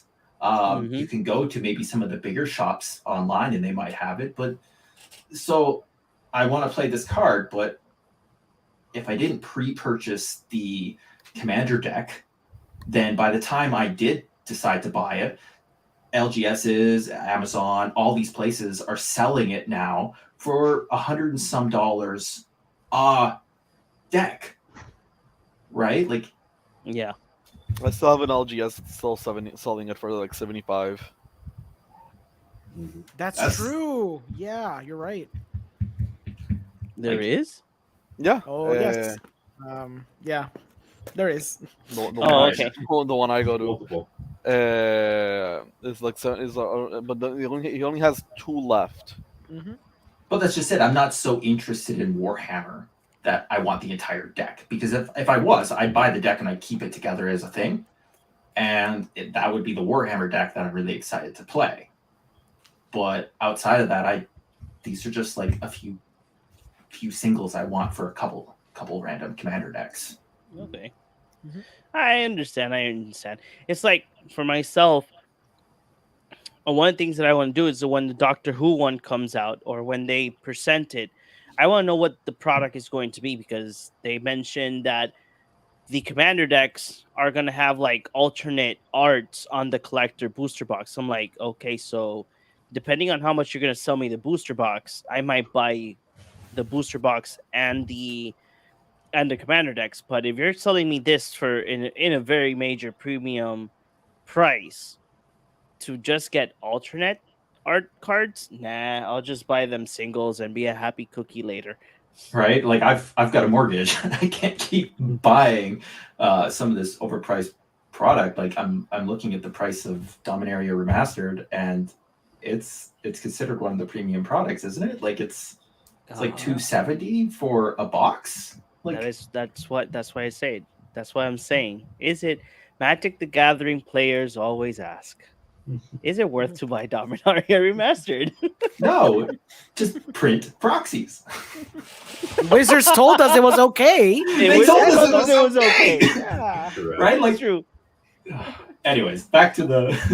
Let's Magic go 30 now says to- proxies are okay. Oh, should Let's we go now even- to the main topic is the Dominaria Remastered. So there you go. Um, Nice segue, by the way.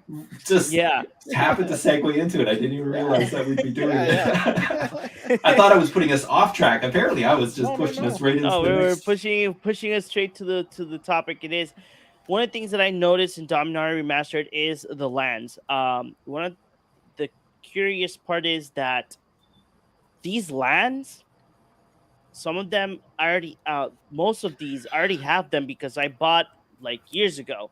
On eBay, I saw this guy selling basic lands from different sets, and he was very specific that they were revised lands, and then they were lands from John Avon and Robert Alexander. I'm like, you know what? Let me negotiate price. I got like 500 of these lands, in between revised and these bordered, old school bordered ones. I got them like for $60, and it was great value. And sometimes I use them for my commander decks, but it was really nice to see them back, at least for the people that have never gotten the experience to play with these lands or the artwork, because especially this one. This one is there's I don't know what set is it, but this one, if you find it of the original set foil, it costs a pretty penny. It's pretty expensive. It's Um, such a beautiful piece. Mm-hmm. And then we have the rare lands that I did not expect it that they were gonna like bring these lands. I thought that they were gonna Yeah, the reprint check something a lands. little bit better. The fetches, I'm perhaps. surprised because Dominaria Exactly. United, not Dominaria United. Like the last time we went to Dominaria, like when we finally went back a few years back, they had the check lands. So But they could have been the original could have been- fetches, right? Exactly. They could have been Yeah. the original fetches for sure. Which is oh, yeah. you think they would print that much money in this set? I It- mean, to They be could fair, they have. should They have. could No, not they could have. They should have. They could Like have. it was already gonna be a premium set. Like if these guys put Shocklands in there, they could have sold you a box for $300, and no one was gonna bat a freaking eye. True. Like they cop the players out of like getting really good like stuff, and then they block themselves from making more money. So I don't know. Like it just seems like a lose-lose situation. For No, they're everybody. waiting until Modern Horizons 3. Yep. Oh god, of course they are. Ugh. Which is the Lord of the Rings set, isn't it? Wait, is that Oh what my we're god, getting it in is. place of It is. I think Modern Lord of the Horizons? Rings is modern legal. Yeah, it is. And I think they're gonna do like a Baldur's Gate situation, but with that set. This is gonna be more Horizons, but it's gonna be geared towards Lord of the Rings, if I'm not mistaken. I think I it's a think. mistake. Oh no, it's a horrible mistake. You're totally right. I think doing things like different IPs coming into Commander works. If they would have done a Lord of the Rings Commander set, people would have been on board. But you're now messing with the hardcore play group of people who are there to play modern Magic, not modern Lord of the Rings. And now you're gonna get smacked in the face by Bilbo Baggins because he's gonna be a 1-mana 3/2 with haste and Dash. whenever he haste and when he hits you in the face, he gets to play a card from your hand for free. Yeah, and he makes a treasure. Oh God, stop. We'll call him Bilbo Oh, Swaggins. Bilbo Let's Baggins. go. Yeah, Bilbo and the monkey wrecking modern. Before Then we we go too got- much further, Uh-huh. I just want to talk about these basic lands for a second. Something that's been incredibly frustrating to me, and I want to find out if they're going to fix that here. Theros and Innistrad, when we went back there, had the different lands, and there was one in every single pack, Mhm. which made it feel good. You go to a draft, you end up with a bunch of these lands. You buy a box, you end up with a bunch of these lands. You're able to fill up commander decks. You're able to make a draft set. Mm-hmm. Then, like Dominaria United, fantastic, beautiful. That foil planes looks so good in Dominaria United. Same with Kamigawa. 1 in 5 packs or something like that. Like you do a sealed, you end up with 1. Like Yeah. what is? Yeah. Like it doesn't cost them anymore to put that in instead of just a standard basic land. In fact, they hire an artist to do a standard basic land that nobody wants. Yep. It doesn't cost them anymore to put their secret layer arts in a standard, like, box and just, Yep. know True. Mhm. So what I mean? Like, it frustrates me so much because I like updating my draft lands with the sets as they come out, and then they just stopped. It was like, I realized that throughout the years, they always experiment with us. So they always give you just a little bit more, and when they realize, oh, it's a great idea, we're just gonna pull back a little bit more and a little bit more. So if you realize a few years back, the idea of like putting full art lands was like unheard of. You would rarely ever get that, and if you do, it would have to be justified by the planes, be that Zendikar or Zendikar, essentially. Like even when we returned to Zendikar, not the last time, but the prior time, they released the full art lands. They were like excited, and I remember I got a bunch of those the first time around because it was my return to Magic, and it was the first time I got access to cheap full art lands. And then they started putting them in every other set. And then people really enjoyed that. And they were putting in every booster too. And people really enjoyed that. And then as you start realizing, they start pulling that back a little bit. So with the unsets, they start putting them in every booster. And they realize, oh, people are literally just buying them for the lands. We should do something for the next time around. So the next time around, they do a board game for an unset where they put 10 lands. 5 of them are foil, the other are non-foil, and then that's it. You don't get any more lands, and they expect you to buy a board game based off 10 lands, and having a little gameplay night with your friends. And then they keep pulling back, like you said, to the point where, like you just mentioned, these lands are not in every pack, and they're not retro foil. You hired someone to just make normal lands, not normal lands, because their art is their art, but the ones that you want to get are these specifically. And they know people want to get them, so they're just gonna make it incredibly hard for you to get them. I remember, what was it? It was one of the master sets. Was it the first double masters, where they released a collector VIP box, like the $100 booster, where they gave you like 10 lands in that booster, because that's where you could only get those type of lands, and they were full art. The unsanctioned lands, but like in full art form. Yeah, exactly. So it's crazy how when they introduce something that people kind of like, they're like, oh, you guys like that? Well, let's just limit that and see how much we can push you to buy the product and to buy more product, because you're just willing to get these type of lands. And it has the opposite effect for me, at least. I don't know about everybody else, but like I know a lot of people didn't like the Theros lands, but I really liked the Theros lands. Mm-hmm. And I bought a box because I knew I was guaranteed to get 36 of these lands that I really enjoyed, while also getting a bunch of product, and then I could draft it with friends. And then at the end of the day,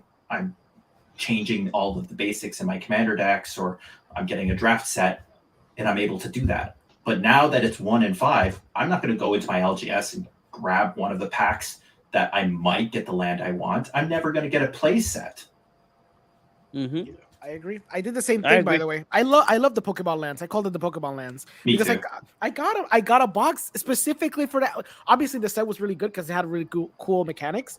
But I remember getting that box specifically because I wanted to get all the islands in that type of art. Yeah, all the Because Broccoli too. yeah, exactly. Yeah, I agree No, with you. yeah. One of the arts that I liked recently are the ones from Kamigawa, and having that Mm, issue that the lands were not available like in all booster packs. It gutted me. Yeah. I was really pissed off because one of the things that I sometimes like to do when I build a new commander is that if I can get some of the cards foil to try and get the commander to be at least a decent percentage foil. One of the things that I like to do is to get the basics foil. Yeah. So I would like buy I bought I think it was like 2 boxes and I didn't get the exact numbers of planes and islands I needed. Then I would go to people, I'm like, hey, do you need a swamp or this to for plains or an island? I just want to finish the foiling of my basic lands.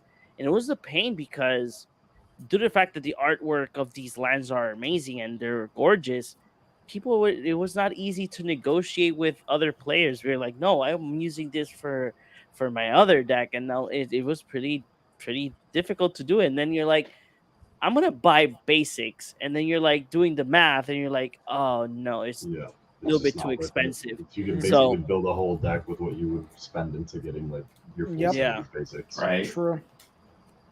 you know, Like, that's why I see these lands, and I'm like, depending on how they treat these the pull rate about these lands, at least for me it's not going to hurt me because I already have the original lands of their respective sets. So but it's really nice to see them once again because one of my favorite artists is John Avon. I love the art on his lands. yeah, it's and fantastic. Mhm. and it's just great to see them back again, but I just hope that people have, the pull rate is it's like every booster, not one every million booster packs you open. Hey, And you know what Magic does with celebrations of Magic now, so let's hope you get your wish. like, if nothing else, I was expecting them to do it with maybe set boosters. Every set booster is guaranteed one, but they Yeah. didn't even do that. They full on pulled it back, said 1 in 5 packs will have one of these special basics, and it's like, well, now I don't even care enough about this to try to get a full set. Mhm. The Dominaria United lands and the Kamigawa lands ended up in a box with all my other random full arts. You know, it would Yeah. be cruel if they just went ahead and put all the full arts in the draft booster box instead of in the set booster box. Yeah. That'd be funny. Just get you to buy like that wouldn't even be funny, dude. It was just like trying to force you to buy like all the pretty lands in the draft booster box. Like It'd be brutal because then people would be going and buying boxes while LGSs are sitting there like, we can't fire, we ran out of draft boosters. Yep. Yeah, that's true. oh, So man. we have our rares and we have our layer lands. They're triomes. They have like a condition that if sacrifice it unless you return a non-layer land you control to its owner's hand. So it's basically the the land, the bounce lands. Bounce It's lands, it's like essentially. weird bounce Bounce lands. better. Yes. Exactly. So weird bounce lands that give you three different colors, not multiple mana, Yeah, but these don't come in tapped though. That's something I forgot. Like, first Yeah. time I looked at What? layers They way do? back, They don't. they They don't. don't. Oh, and they don't. That's the thing. right? So Yeah, that's why that's why they're like better. they're kind of better than a bounce land because then you get an additional land ETB, you get an additional landfall. It comes in, you're not behind on mana. It doesn't say it needs to be an untapped non-layer. It's just non-layer. So as long as you're not running too many layers in your deck, you can. It's free fixing. Yeah, Mhm. Yep. I actually really like these as a commander player for 3, 4, 5 color decks. I think these are really good in place of triomes, especially if you're running cards that just grab any land. That's true. Yeah. That is really true. So let's go ahead, go little by little to see what cards are out there. We have a reprint of Swords to Plowshare. Well, I'm that's it. intrigued that this set has a lot of reprints that I want to buy. In singles. I think this set, like as much as it's overpriced for players to just pick up a box or to go do a draft, where it's probably going to be a $50 draft, or $50 Canadian at least. It's going to be great for singles. Like it's going to put so many good singles out there from what I've seen, and that'll just drop the price of them.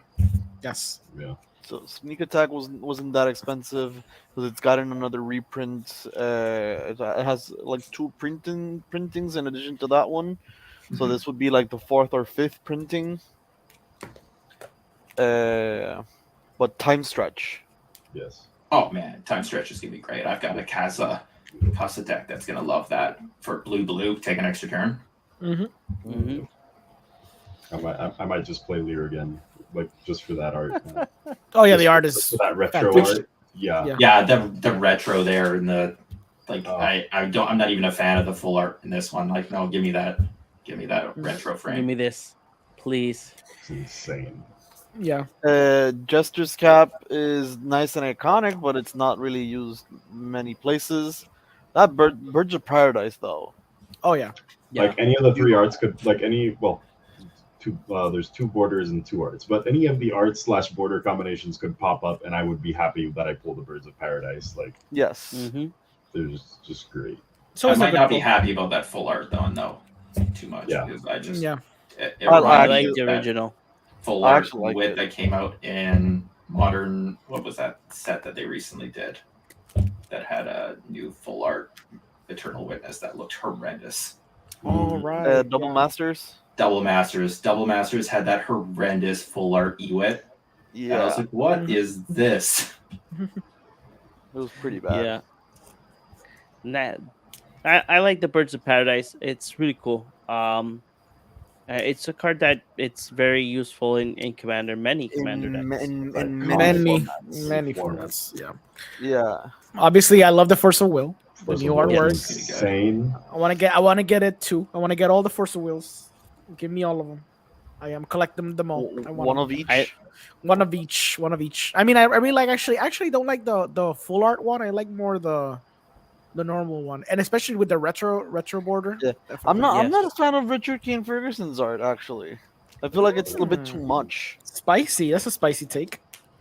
Hmm. People like him a lot. Yeah, I feel like it's too much. Yeah, I feel like I see what you mean. I feels like the story of the cards kind of getting muddled. Well, Force of Will very much just it says what's happening in the card. It is 2 things are trying to attack him, and he is just like, no, it's not happening. Yeah, I like the Urza's Incubator. The artwork looks Oh yeah. beautiful. It mean, needed a reprint gonna be- because That's it was true. like it was like a $40-$50 card. Which is Oh, insane. Tribal decks rejoice. I don't understand why this is a mythic though. Like Because Oh. people are gonna want it. and Because it's people expensive.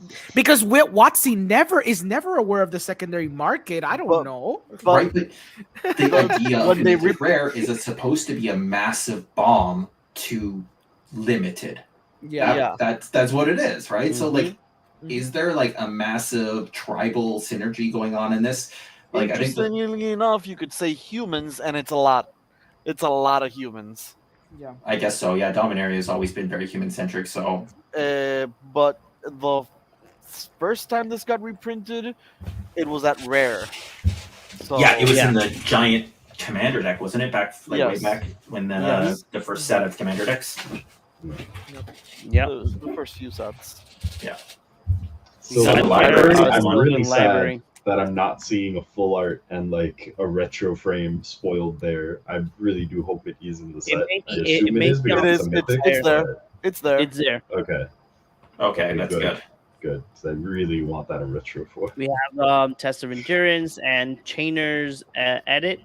Eat it. Music. Edit, Yeah. my bad. I'm happy Which to is- see Test of Endurance back. I actually like seeing life gain decks in Commander. I think it's really good and approachable for players that are newer to formats to go for a life gain deck.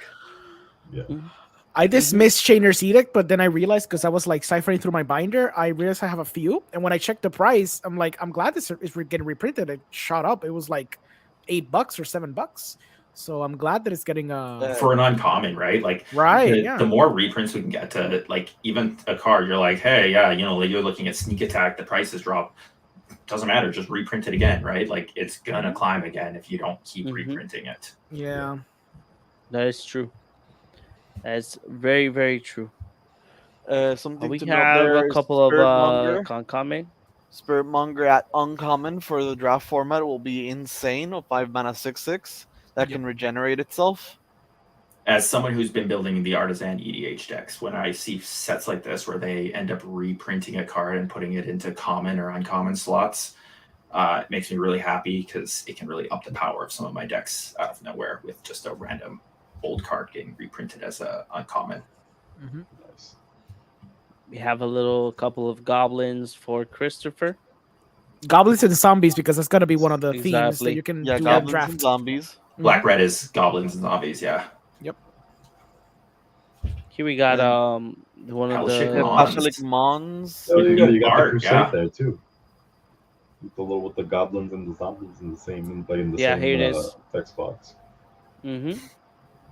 Draylo's Crusade that you have all goblins get +1/+1, and they are all goblins are black and are zombies in addition to their other creature types. We got Oversold Cemetery and Stroke of Genius. Stroke That's of one Genius. I'm happy to see. I don't even know what it's at, but I'm just like, I keep meaning to pick up a copy. It wasn't. Sadly, it's just getting outclassed because Drowning Dreams is just infinite times better. Yeah. But this is the power creep.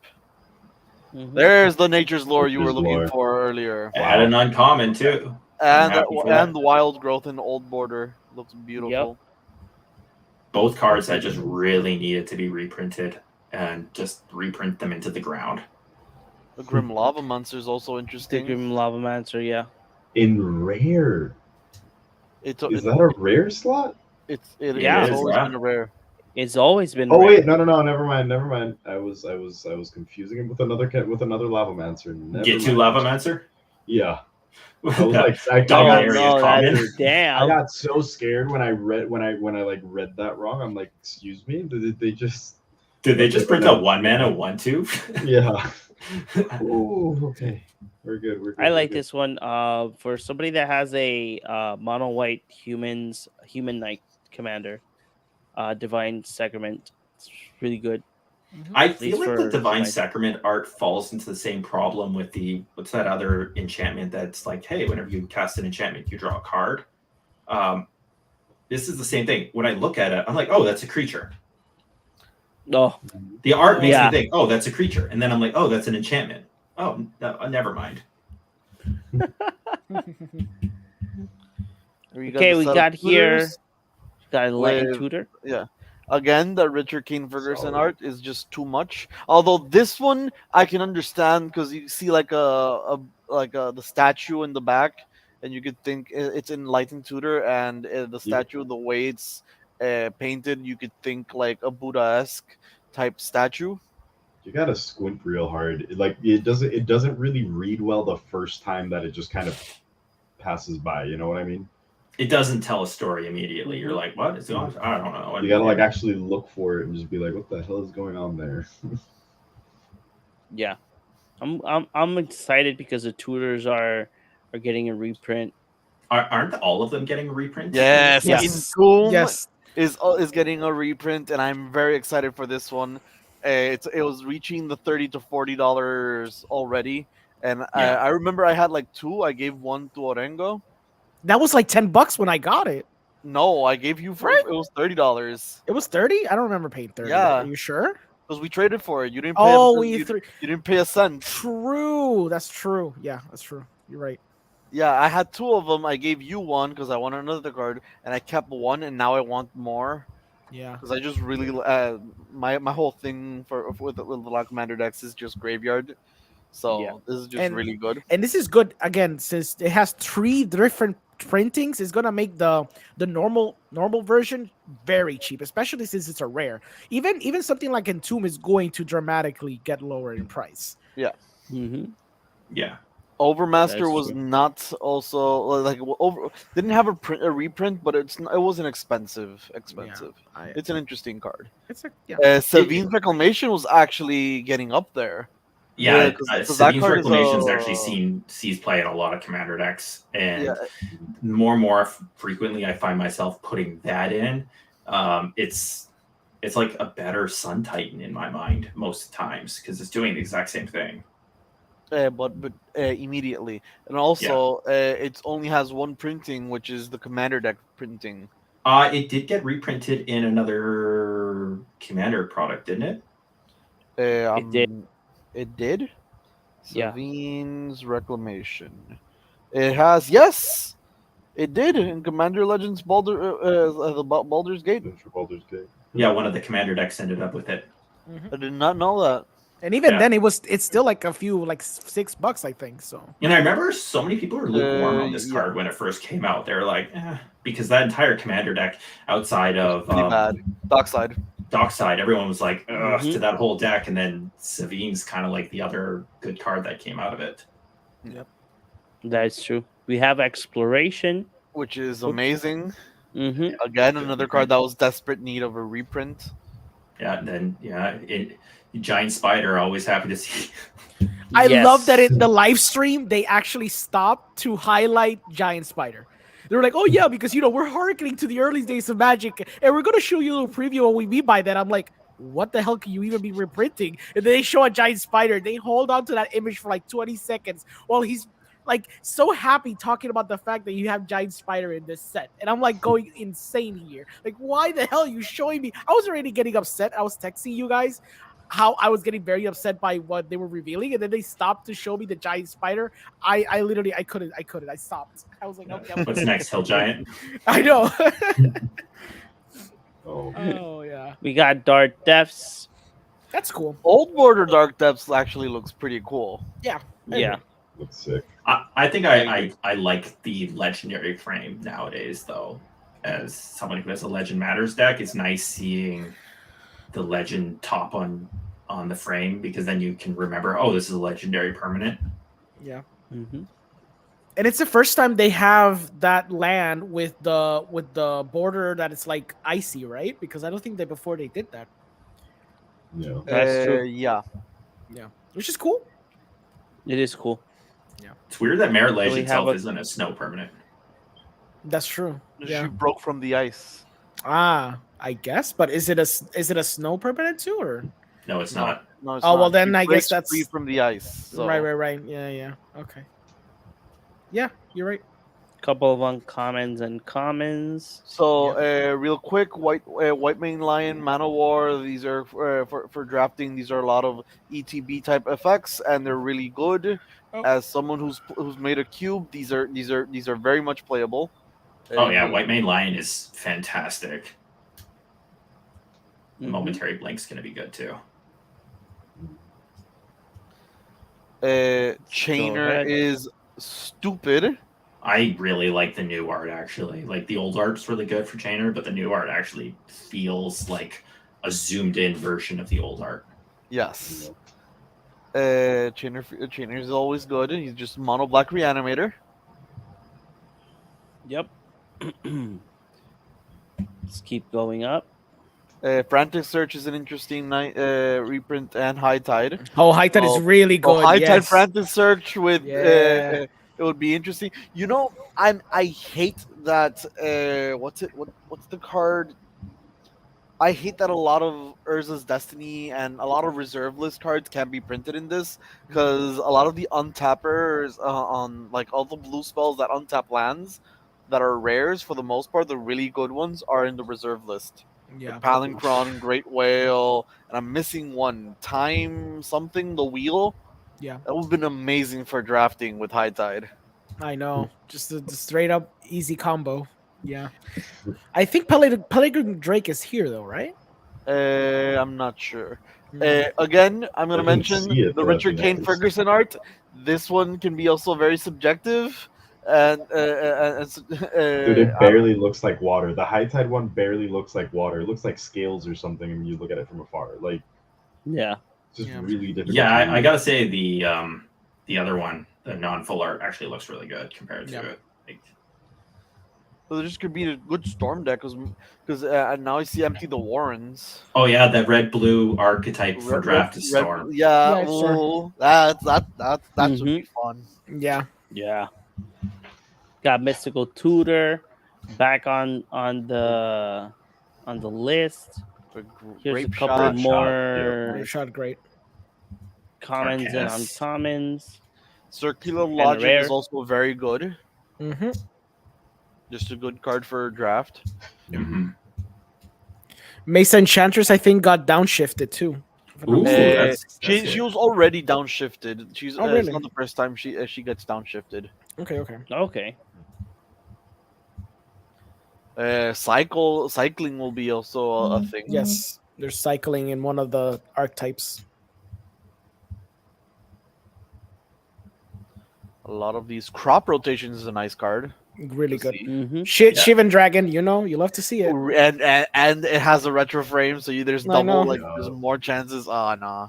That's great. Nah. Mhm. You imagine feeling lucky and you're like, I'm gonna buy a pack today because Nope. I You get a feel pair of lucky. Shivan Dragons in your back. Oh, can Did you win the imagine spot? back to back? Oh my god, that'd be great. Seth from They should've. MTG Goldfish said, Yeah. "Oh yeah, by now Shivan Dragon could be considered an uncommon." Yeah, Shivan Dragon should have been downshifted to an uncommon. Well, for the this. the problem being that a downshifted Shivan Dragon in draft is like the most broken thing you could ever see. Yeah. That is true. We have Royal Assassin and then Denizen of the Deep, Vampiric Tutor. Again. So This is happy one of the with Richard it, Kane too. Ferguson Great arts reprint. that is okay. Yeah. I don't understand it, but it I looks okay. feel like that's a better art for something like Demonic Tutor. Mhm. Yeah, Mm, It doesn't feel very vampiric. yeah. Yeah. What I am frustrates enjoying me, that it's a that mythic, border, dude. though. It's a mythic. I I think don't they had hate to make it a it. mythic. Did they? They made It's every just other never been tutor. not- it's just Every nev- other tutor. It's just never not been I actually. know. This has just never not been a mythic. But Jesus, come on, Mhm. like for real, like at this point. They, They ma- they have one tutor for each in each color. Yes, and all of them are rare except for the freaking vampiric tutor. No, because the Entomb is the one replacing Vampiric. I in this know, case. but let's just not. To be honest, yeah. We have two I 1 mana actually agree on tutors that in one. this for black. yeah. Yeah. Gauntlet have of Power. is Imperial pretty Seal Gauntlet good. of instead Power. Entomb, to be honest. I don't understand why Hunting Grounds is a mythic. Me neither. This is like a max like $14 card if I'm not mistaken. We got this for draft purposes. Draft Nope. purposes, I could see it. This could be a really strong card in draft for like turn 2. If you don't remove it, next thing you know, your opponents on turn 5 or so are just going to start Mhm. dropping creatures into play on top of casting creatures. I guess. No, it'll make sense. It's just it's a Kamal Fist of Yeah. Kosa is definitely a mythic level card for draft. Because oh yeah, your lands are 1/1 and now I kill it. Yeah. Killing Yeah. lands. He's definitely no Tree of Perdition. Isn't that the you remember that? Yeah. That was the Yeah. horrendous Tree of Perdition in the Mythic You slot. you I don't know if you guys remember the joke, but back when Master 25 released, there was a joke going around in some LGS stores that if you would have buying a booster from Master 25 and you would guide tree that famous tree, some LGS stores would grab your booster pack and give you another one. Yeah. I had heard that. Yeah. It was funny. I remember that I did it once. Oh yeah, in if ISD. stores do it with this one, they're gonna go broke. But No, but I remember that. you that open a Shivan Dragon. I remember that I did it once. I opened the pack, and the store owner Josue was there, and I'm like, ah, dang it, I got the tree. And he's like, okay, I'm just gonna do it this once. He got the pack, and he gave me another one, and I remember what I pulled, but it was not the tree again. At If you least, pull the tree again, it's like, oh, I'm yeah, cursed. exactly. Yeah, you're lucky you for having so many trees. Last chance. It's another reprint. Yeah. Legacy weapon. I Yeah. like the new art on Legacy Weapon. Yes, It actually looks really good. it's them fighting Yawgmoth. Right, like not the full art is like it's all right, but this non full art is really like really clean. Then we got Lyra, the Dawnbringer. That we have a full art art that is new, but the other one is just the previous one from Dominaria. This was climbing up in price too, wasn't it? Yes, Like, it's a 26 20 $30 card. whew. Yep. I'm just excited for the next card. I'm very excited for No Mercy. It has never been reprinted. Yeah, what's that sitting at right now? It was because I wanted it for my Pillow Fort Enchantress deck, so it was like around $40. Yep. And I remember I got that card really cheap when the Daxos commander came out, Yeah. and that was like years ago. Yeah. And that card was like $8 when I bought it. And then when I saw the price today, I'm like, oh my god, I'm sitting on a $40 card. This is gonna tag the price because it has very niche use. It was like you said, it's one of these cards never been reprinted before, which is the whole reason why it stayed up at such a high value. Mhm. But it's very good. It's very good for that type of deck. That's true. Yeah. We have the Nut Collector. Some amazing Esperizing Most- art again. True. And then after Nut Collector, we have the most beautiful art in the entire set. World Gorger. Oh, the World full Gorger. art on the World Gorger. Oh, Yeah. Amazing. RK Pulse posted like the Ridiculous. entire photo in his Instagram, and it's so beautiful. It's so cool. Like it feels Yeah. like the gravity of what World Gorger is capable of doing. Yes, It's an amazing card. we can skip on the Urza. We don't need more Urzas. No, we need all the Ursas. We don't. No, you gotta stop. You gotta stop and talk about the Ursas. You gotta stop talking about the beautiful I Ursa, man.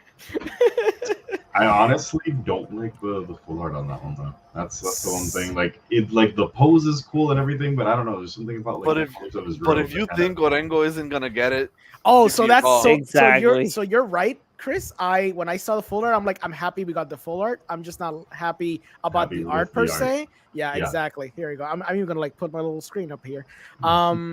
Yeah, but I'm definitely getting that. I'm getting the full art, even though I don't enjoy the art. I'm happy they did it. I should have known they were gonna do it in this set. I don't know, for some reason it escaped me that they weren't gonna do Urza here because I didn't know exactly what they were planning to do with the remaster set. But I'm glad they're doing this, and I'm glad they're doing Yawgmoth too, which is the next one. Yeah, the Yawgmoth. I can't wait to get my hands on both of these cards. Right? Like, Yeah. I just want to get them. Just like I want them both in the mail. You know, Yeah. just getting there at the same friggin' time. Yeah. Then we got this card out, Lotus Bloom. Lotus Blossom. I Blossom. wish it was Blossom. Bloom. My bad, The- Lotus The Blossom. full art on this one feels really awkward. Yeah. Yeah. It has a It proxy does. look to it. It has, and it also looks like something that it isn't, which gets me a little confused. I never knew I this card know. existed until I saw it today. It has a very like old school Magic look to the art. I will say that, like old school bad art from some of the way back in the day. Yeah. Yeah. Yeah. This Also, is what I Actually, think they kinda- were I feel like we kind talking of about skimmed this one. over that full art Yawgmoth, which I think is Yeah, it's really good. it's to me at least, it's right behind the World Gorger, like in how good it looks. Mm-hmm. I just really enjoy it. It really changes the look. I remember like everyone seeing the Yawgmoth and they're like, "Ooh, Yawgmoth," right? Daddy. Yeah, Ooh. like Daddy why is it so Yawgmoth, right? majestic. Yeah. And then this full art one is like, "Ooh, Yawgmoth, no, don't touch me." That's true. Yeah. Okay, we got Mystic Remora right there. Mm-hmm. This is Mhm. one I Oh, saw. I didn't and notice that was Mystic Remora. Wow. That is Yeah. Mr. Remora.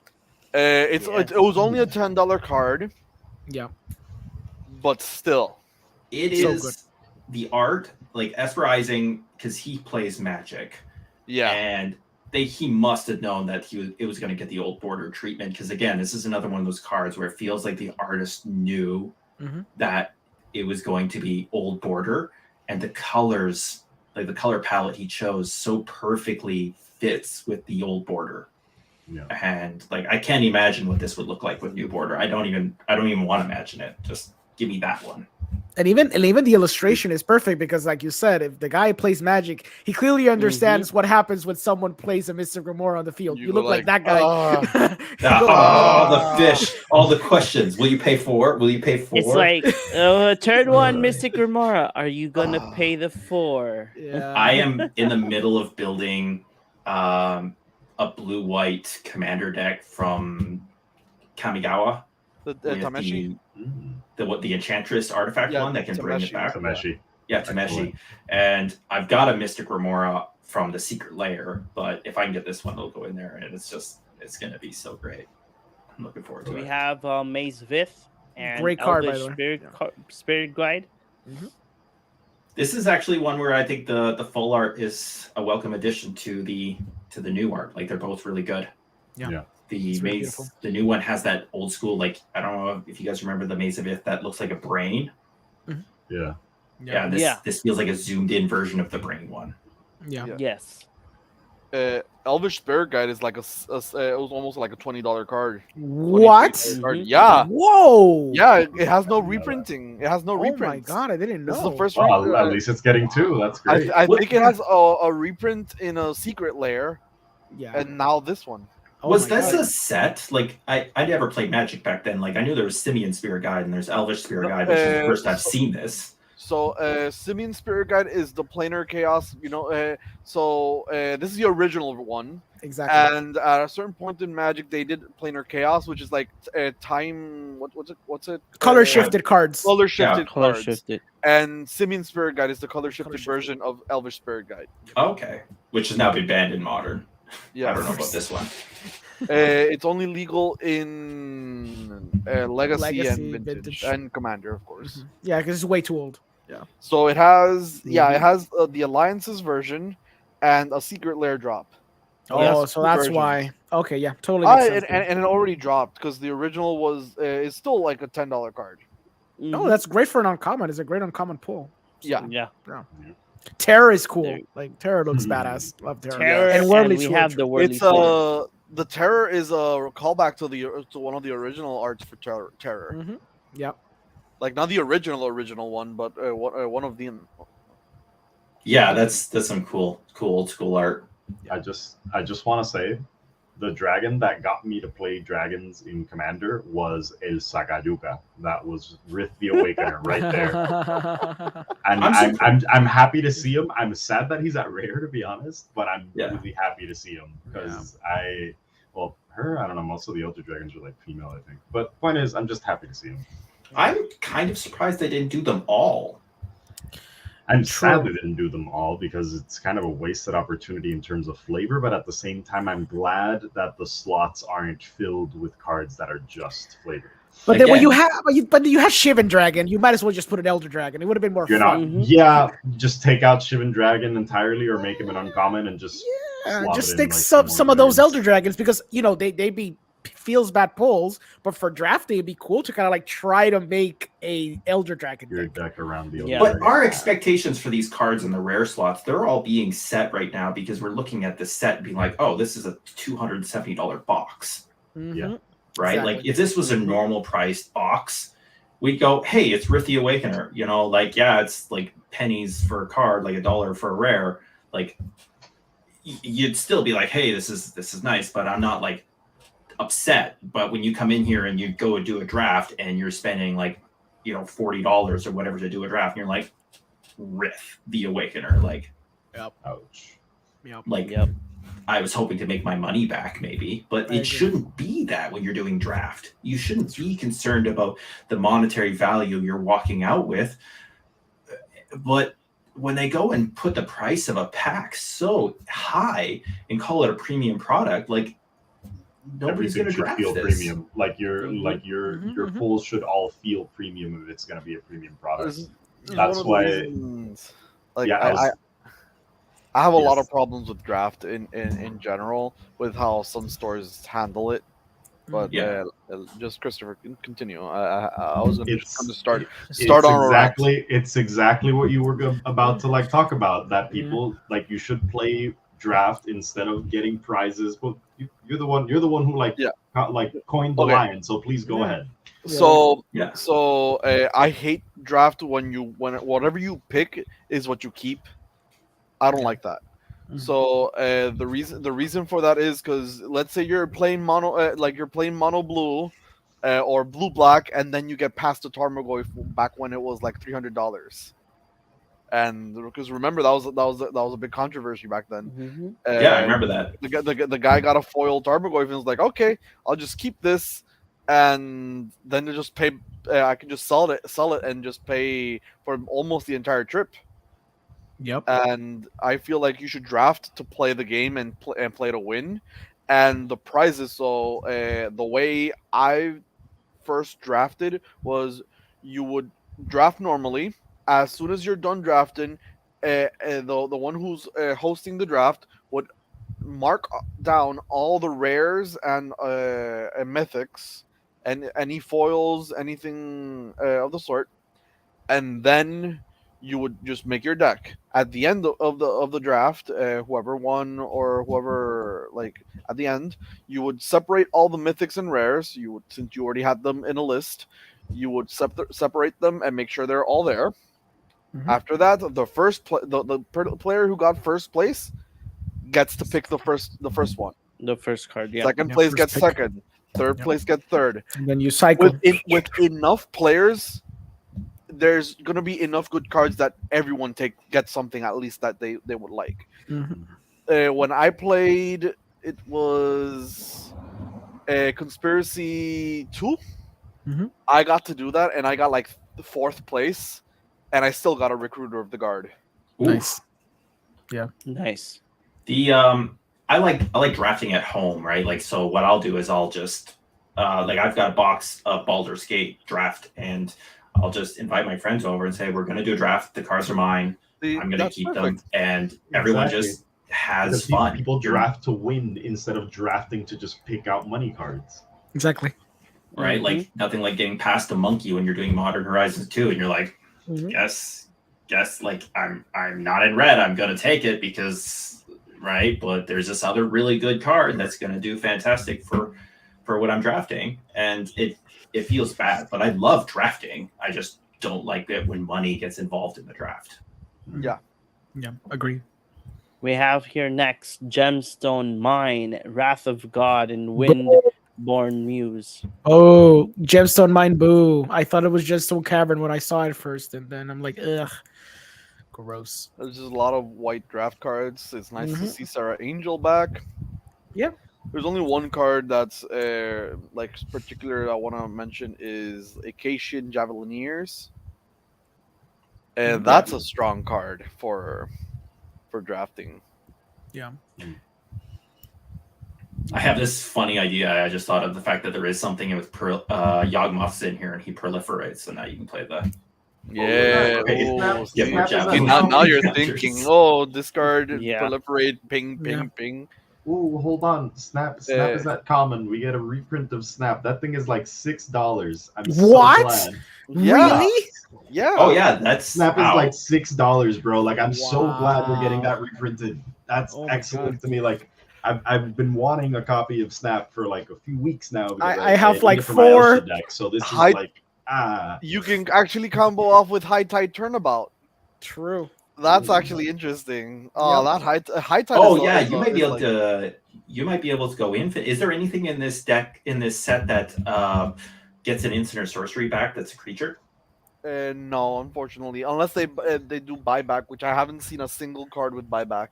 Right, because my buddy built me one of the artisan decks, and it runs Snap with High Tide and mnemonic wall type card that you just keep making infinite mana, and then you go for infinite ETBs. Nice. Oh wow, nice. You Okay, get we There's your got Peregrine here- Drake. I told you. There's Yeah. Peregrine Drake. Yeah. opposition. Opposition is always Opposition. a beautiful card. Yeah. It's a really good. Just in case if anyone listening is gonna draft and you get an opposition first pack, You're playing blue. take it. Yeah. Take it, and run with blue. It is Yeah. the most oppressive card you can ever run in mono blue. Yeah. And, like you're gonna take that During and upkeep, tap play your lands. blue creatures. You're gonna play blue and then creatures, and you're gonna tap all their Ooh. lands and then swing on their face and then tap all their lands. It is Yep. extremely good. What about Horseshoe the crab. horseshoe Oh. crab? high tide horseshoe crab. That's a great combo right there. That's a great combo right there. Oh, that is solid. The magnificent counter Counter spell. spell. You compare it with the Cloud of Hermetic Fairies Study, is there's your also combo. interesting. Yep. Can we stop to talk about the art for Fact or Fiction and New even, Fact or Fiction, I'm really happy about. and even the Like, flavor text too? It's so great. I actually didn't even read the God. flavor text. I saw the art and I'm like, yeah. You You Uh, gotta Says- click it. You gotta click it. It's great.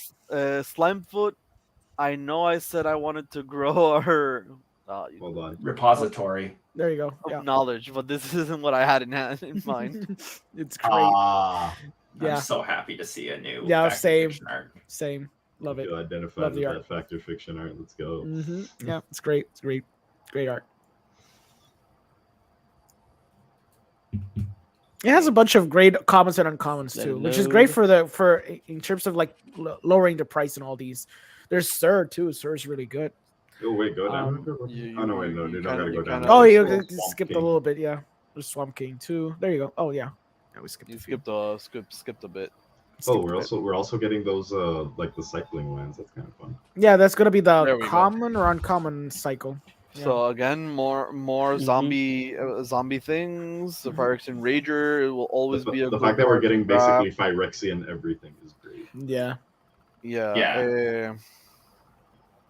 A Nice nice Kid familiar. Oh, that's will kind of always be funny. very good. Hold on, like the shade at the bottom. I think it's kind of funny that in the previous set we got like the better version of that shade, Yeah. We did, yeah. and now we're getting it back here. Mm-hmm. It's like a parallel that I actually kind of like there. Like I can't complain about that one. Yeah. Next we have Mind Slicer's a nice reprint. Yep. Good reach. Dredge Uh, Return too. But Dread Return wasn't expensive. Exactly, and it got recently reprinted in the Warhammer Commanders.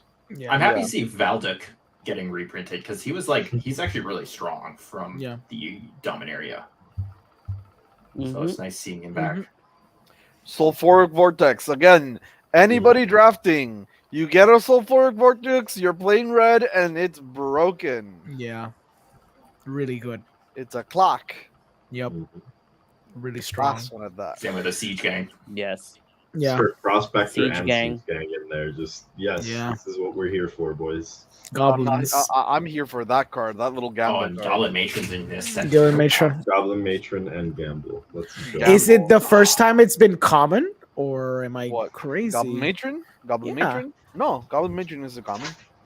I think the last time they They reprinted usually was print it as an uncommon there for, you go. Mm-hmm. for draft purposes, but it's been legal in Pauper for a long time. What is Okay, up gotcha. with that Gamble art? It's the original art. It's just Is that it just really? it just doesn't have the old Yeah. border. That's why it looks weird. yeah. I really like the new one, with the Ixalan pirates. Mhm. Oh yeah. Which is in. I know that Gamble technically is not a tutor, but in terms of this set, it's considered basically a basically the tutor. tutor. But the thing is, what I'm getting at is they went ahead and did new art for Worldly Tutor, so it matches the other tutors. But now we have Gamble being the only one not having like a little hand grabbing like a fireball or something. Actually, You know what I mean? Did you see the other art for Gamble? Which one? The No. full art or The full art. No, I haven't. Is it? I don't know. What Uh, that The, is for. the full art is the one that It's matches, and not like it's the a normal goblin art. looking at actually reading. See, that would have been great. Just put a little hand, like a little goblin hand, reading like a No, piece of no, paper no, or something. But this What? is just a goblin sitting down and actually reading. Okay, Oh, I see.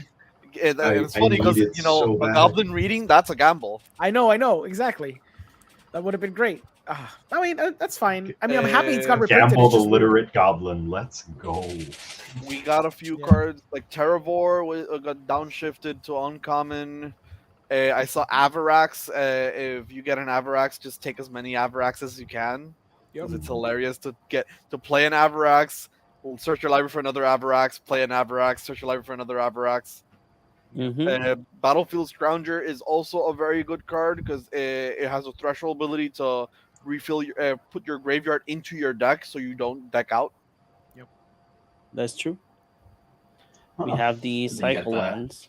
Yeah, the 2-color generic cycles. Yeah, Mhm. I mean the 2-mana generic cycle. Mhm. Now we have the colorless cards. Triskelion is an interesting one with the new art. Yep. Urza's Blueprint is like the most sad card you could ever get.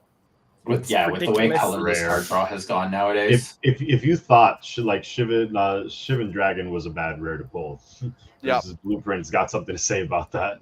Dude, it has Echo 6 and it costs 6 just to tap it to draw a miserable card. Card, It's insane. Is either of the weather lights in this set? No. I don't think so. And they should have been, I think. I Wow. feel. A Weatherlight would have been like a better addition Yeah. to this card pool than Urza's Blueprint.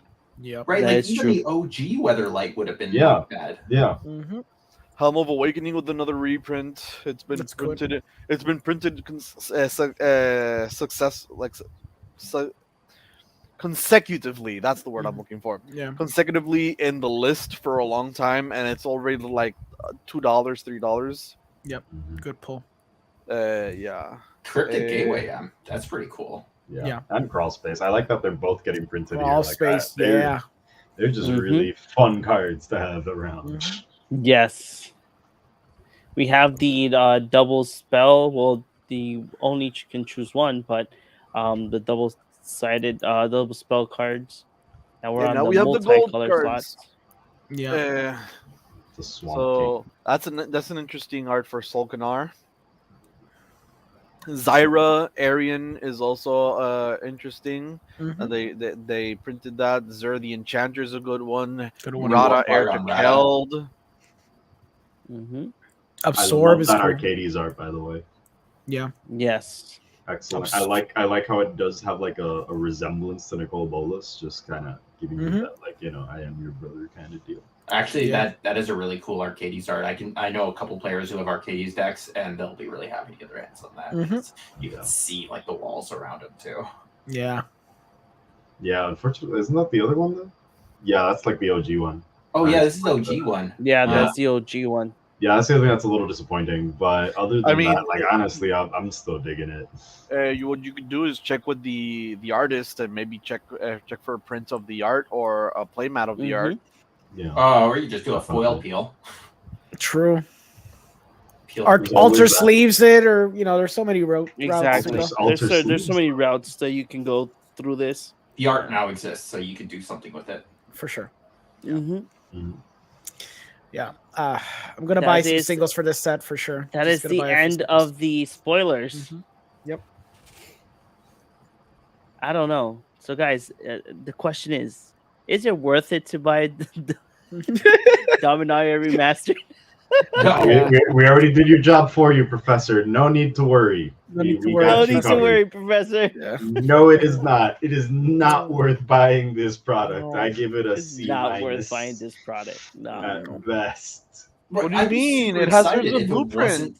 wasn't premium priced, right? Like Yeah. if they would have just normal draft, hey, go in, it's 170 for a box or whatever, right? You know, you're gonna go in, do your $15, $20 draft, walk out. Like I would have been okay with this, but If they would have put in the price tag of Time Spiral Remastered when you could have like bought the first wave, then it was not that expensive.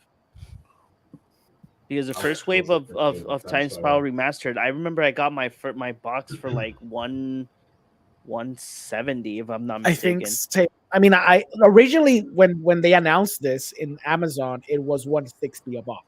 But the Mhm. problem is when everything got spoiled and we're approaching the release date, everything gets boosted up. So now it's like 240, 250. But like back in August when I reserved it, it was 160. And even then, I thought it wasn't even worth it at 160 because again, you could pull like maybe 2 or 3 of these tutors, you can maybe break even. But unless you're pulling like premium stuff here that I know for a fact is going to crash, it's not really worth it. Mhm. I mean, That's it's the great. issue. It's great though. It's great that it has like a lot of these good cards have 3 different printings because that means everything's going to go down tremendously in price. But Speaking like yeah. real quick, because I remembered, I got my Vampiric Tutor this year for $30 because it got reprinted in the list and tanked the Yeah. price. Yep. Now we have an entire actual set with it. Yep. Yeah. Exactly. Yep.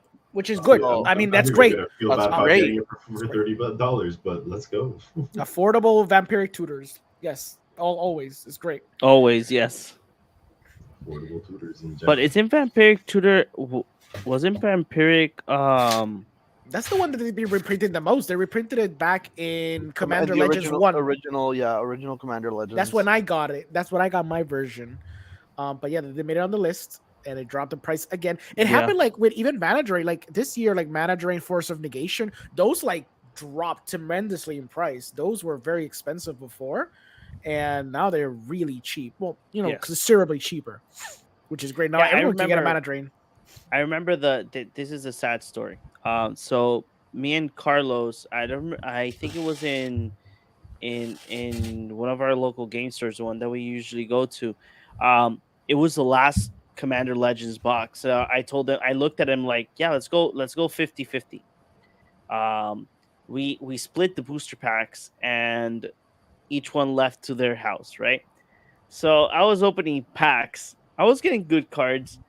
I was like, shit, I only got like, I think I got one mythic, and I'm like, shit, I think I'm not gonna make my money back here. When I opened the last booster pack, there was the Vampiric Tutor there. I was like, yo. Then Carlos was like sending me a picture of his pulls. He's like, yeah, I got all rares. I'm like, oh, you don't want to know what I pull. Oh man, that sucks.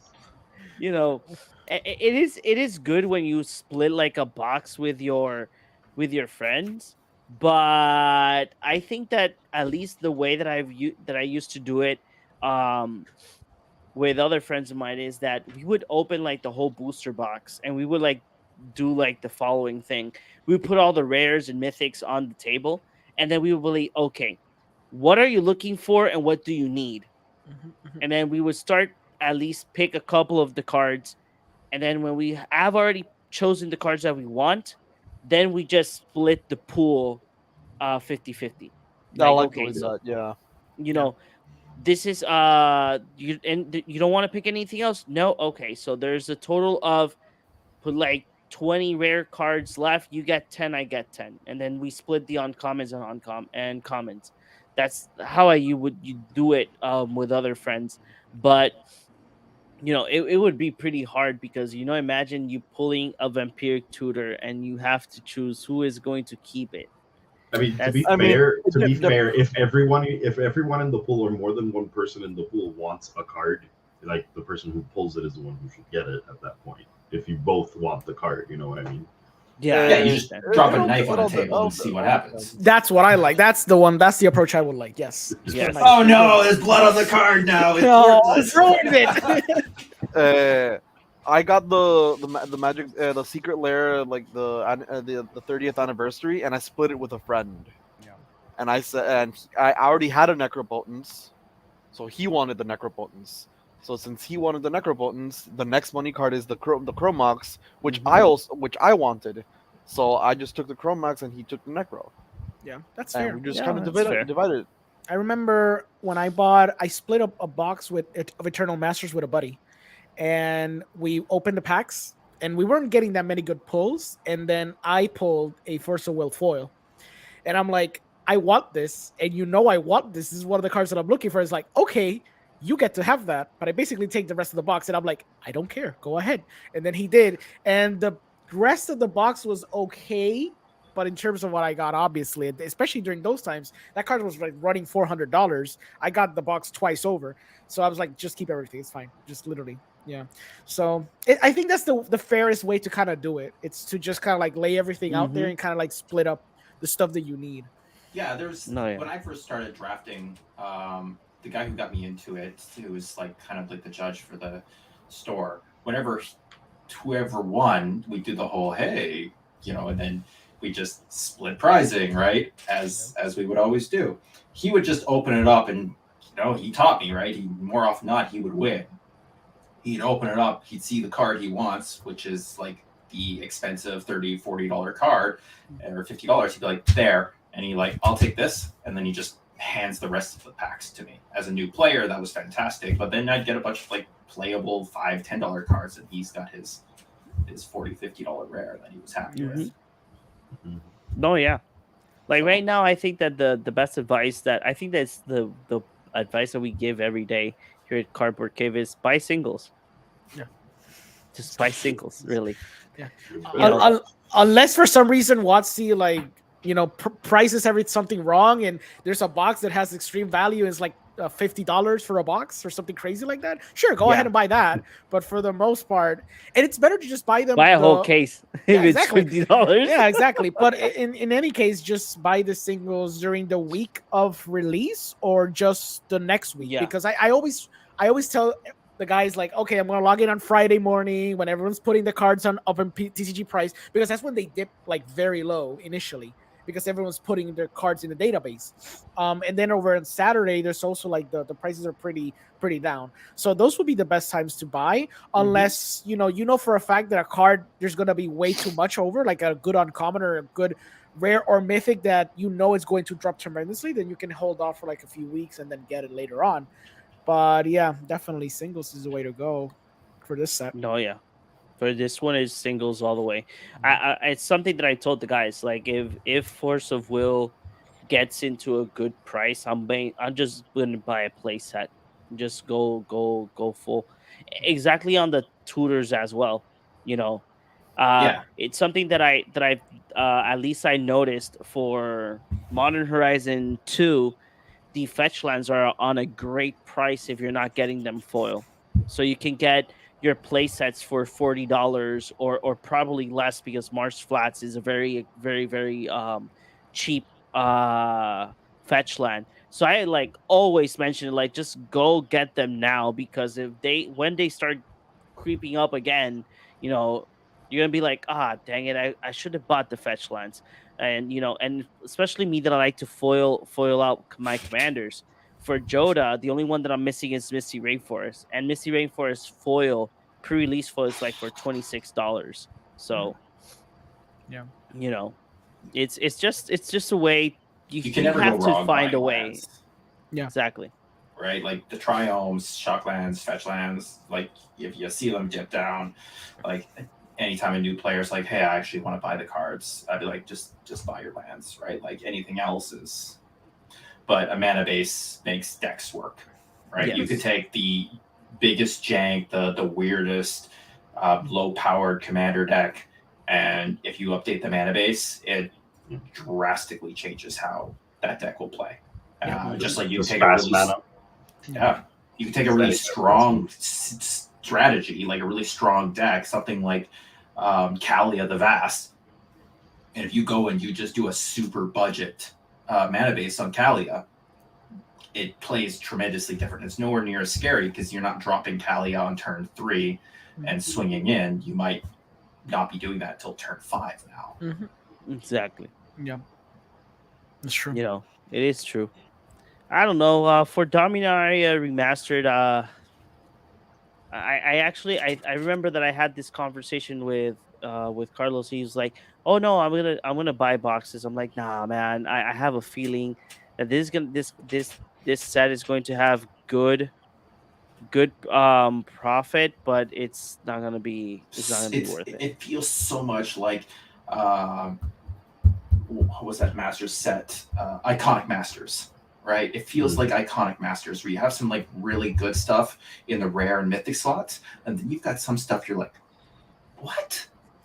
Right? Like, and if I happen to be home when the draft goes on at my LGS, yeah, it's $50, but or whatever, I'll go. I'll do it. I'm gonna want to play Magic that weekend.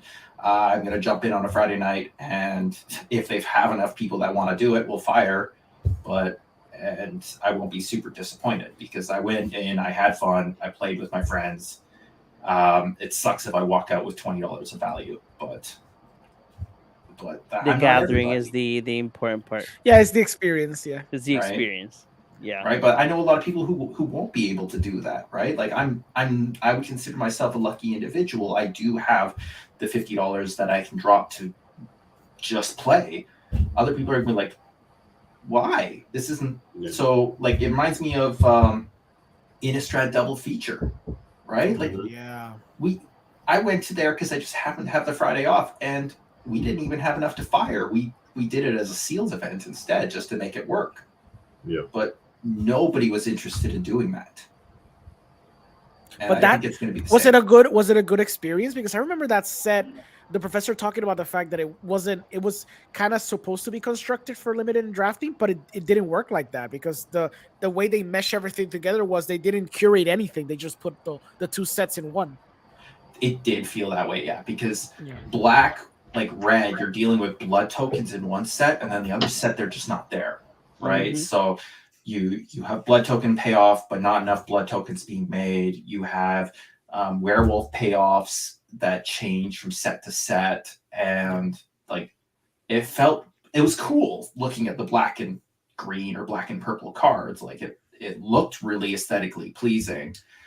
But then again, we did it as sealed, so because we couldn't get enough people to draft, and where at least draft you can get, you could build the deck you want to build, maybe. Yeah. That's true. Hmm. That's true. So we're gonna go ahead and let's start saying our goodbyes. It's been a great night talking about Magic the Gathering, and this is, I think, the first episode that we did not. Oh wait, no, my bad. Forget what I was gonna say. We didn't bash on Wizard of the Coast. Yes, we did. It's literally what we did. That's all we did. Yes. It's become so commonplace nowadays. You just forget that you're doing it. Yeah, I know. That's why we always say we will never be sponsored by Wizard of the Coast or get a preview card because it's pretty nice to just say the bad things that they do and that they don't work. So let's go ahead around the table. Orengo, where can the people find you? Hi, you can find me here where you guys talk about sweet cardboard, delicious cardboard. Look at this cardboard. I'm gonna break this cardboard in half. Cardboard. You can also find me in Cinema Podcast, the podcast where I do talk about movies and I do interviews with people. I do have a website, cinemapodcast.com. I do movie reviews, written reviews there too.